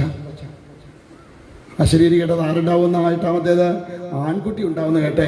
അപ്പൊ എങ്ങനെയാ ഇത് പെൺകുട്ടിയാണെങ്കിൽ ഇതിനെ എങ്ങനെയാ കൊല്ലുക എന്ന് ചിന്തിച്ചു. അപ്പോഴാ നാരദമുനി പറഞ്ഞത് പുറത്ത് എന്താ, ദേവന്മാർ എന്തു മായയും കാട്ടും പിടിച്ചു നിൽക്കാൻ വേണ്ടി. അതുകൊണ്ട് അതിലൊന്നും പെട്ടുപോവല്ലേ കംസൻ. കംസനെടുത്ത് ഒറ്റ അടി അങ്ങോട്ട് കൊടുത്തു. പക്ഷെ താഴോട്ടല്ല പോയത്, നേരെ മുകളിലേക്ക് പോയി. അങ്ങനെ നിറഞ്ഞു തന്നു. 8 കൈകളിലിട്ട് ആയുധങ്ങളുമായിട്ട് സാക്ഷാൽ ജഗദംബിക നിറഞ്ഞു നിട്ടി വെച്ചടാ ഭോഷ വിട്ടി കംസ, നീ എന്തിനാ എന്നെ കൊല്ലാൻ നോക്കുന്നത്? നിന്നോട് ഞാൻ എന്ത് ദ്രോഹമാണാ ചെയ്തത്? ഞാൻ നിനക്ക് ദ്രോഹം ചെയ്യാൻ വന്നവളല്ല, ഈ ലോകത്തിന് മുഴുവൻ നന്മ ചെയ്യാൻ വന്നവളാണ്. എനിക്ക് വേണമെങ്കിൽ ഇപ്പൊ നിന്നെ കൊല്ലാം, പക്ഷെ ഞാനല്ല നിന്നെ കൊല്ലേണ്ടെന്നുള്ളതുകൊണ്ട് നിന്റെ ഘാതകൻ ഈ ഭൂമിയിൽ പിറന്നിട്ടുണ്ട്, നിനക്ക് സാധിക്കുമെങ്കിൽ നീ പോയി കണ്ടുപിടിച്ച് അവനെ വധിക്കാൻ നോക്കിക്കോളൂ, പക്ഷെ നിന്നെ കൊണ്ട് സാധ്യമാവില്ല എന്ന് പറഞ്ഞ് ഭഗവതി മറഞ്ഞു. കംസനാകപ്പാടെ പെട്ടു. എന്തോ ചെയ്യും? ചെന്ന് ദേവഗീതയുടെയും വസുദേവരുടെയും കാൽക്കൽ വീണ് കരഞ്ഞു. എന്നിട്ട് പറഞ്ഞു, നിങ്ങൾ വലിയ ബോധമുള്ളവരാ, എനിക്ക് അത്രയും ബോധമൊന്നുമില്ല, എന്നെ കാണാനേ കൊള്ളുകയില്ലാത്തവനാ, അതുപോലെ ദ്രോഹം ചെയ്തവനാ, അതായത് ഈ അശരീരിയൊക്കെ കേട്ടോണ്ടാണ് ഞാൻ അങ്ങനെ ചെയ്ത്, അതുകൊണ്ട് നിങ്ങൾ എന്നോട് ക്ഷമിക്കണം എന്നൊക്കെ പറഞ്ഞു. അവർ പറഞ്ഞു, സാരമില്ല, ഇതൊക്കെ ഞങ്ങളുടെ കർമ്മഫലമാണെന്ന് ഞാൻ വിചാരിച്ചോളാം എന്നൊക്കെ പറഞ്ഞ് സാന്ത്വനിപ്പിച്ചു വിട്ടു. അങ്ങനെ കൊട്ടാരത്തിയതിന് മന്ത്രിമാരും ഒക്കെ ആയിട്ട് കൂടിയിരുന്ന് പറഞ്ഞു, വിഷയങ്ങളൊക്കെ ഉണ്ടായി, ഇങ്ങനെ ഉണ്ടായി എന്ന് പറഞ്ഞു. അപ്പോൾ അവർ പറഞ്ഞു, വിഷമിക്കണ്ട, അങ്ങെന്തിനാ പേടിക്കുന്നത്, ഞങ്ങളല്ലേ കൂടെ അല്ലേ, അങ്ങൊന്നും വിഷമിക്കണ്ട. ഇപ്പം ഞങ്ങൾ പോയിട്ട് എന്ത് ചെയ്യാം, ഞങ്ങൾക്ക് വേഷം കെട്ടാൻ ആരും വേണ്ടല്ലോ, ഞങ്ങൾക്ക് സ്വയം വേഷം കെട്ടാൻ അറിയാണ്ട് ഞങ്ങൾ വേഷം മാറി ചെന്നിട്ട് ഈ 10 ദിവസത്തിനകത്ത് ഉണ്ടായിട്ടുള്ള സർവ്വ എണ്ണത്തിനെയും കൊന്നേച്ചു വരാം, അതിൽ ആരും പെടും, അങ്ങയുടെ ഘാതകനും പെടും, അതുകൊണ്ട് അങ്ങ് ഒരു തരത്തിലും വിഷമിക്കണ്ട എന്നും പറഞ്ഞ് വേഷം മാറിപ്പോയി. ആദ്യം അമ്പാടിയിലെത്തിയ ആളാണ് ആര്? പൂതന. ഇങ്ങനെ പൂതനയാണ് ആദ്യം ഭഗവാനെ തേടി എവിടെ ചെല്ലണത്? അമ്പാടി ചെല്ലണത്. അങ്ങനെ ഭഗവാൻ അവതരിച്ചു എന്നാ പറയുന്നത്. ഇനി എൻ്റെ കാര്യങ്ങൾ ഇച്ചിരി ഉണ്ട്, ചില പോർഷൻ തീരാണ്ട്, അപ്പോൾ അതുകൊണ്ട് അത് മുന്നോട്ട് പോട്ടെ. ബാക്കി പറഞ്ഞു വരുന്ന കൂട്ടത്തിൽ ബാക്കി അന്നേരം പറഞ്ഞു തരാം. ഓം നമോ ഭഗവതേ വാസുദേവായ.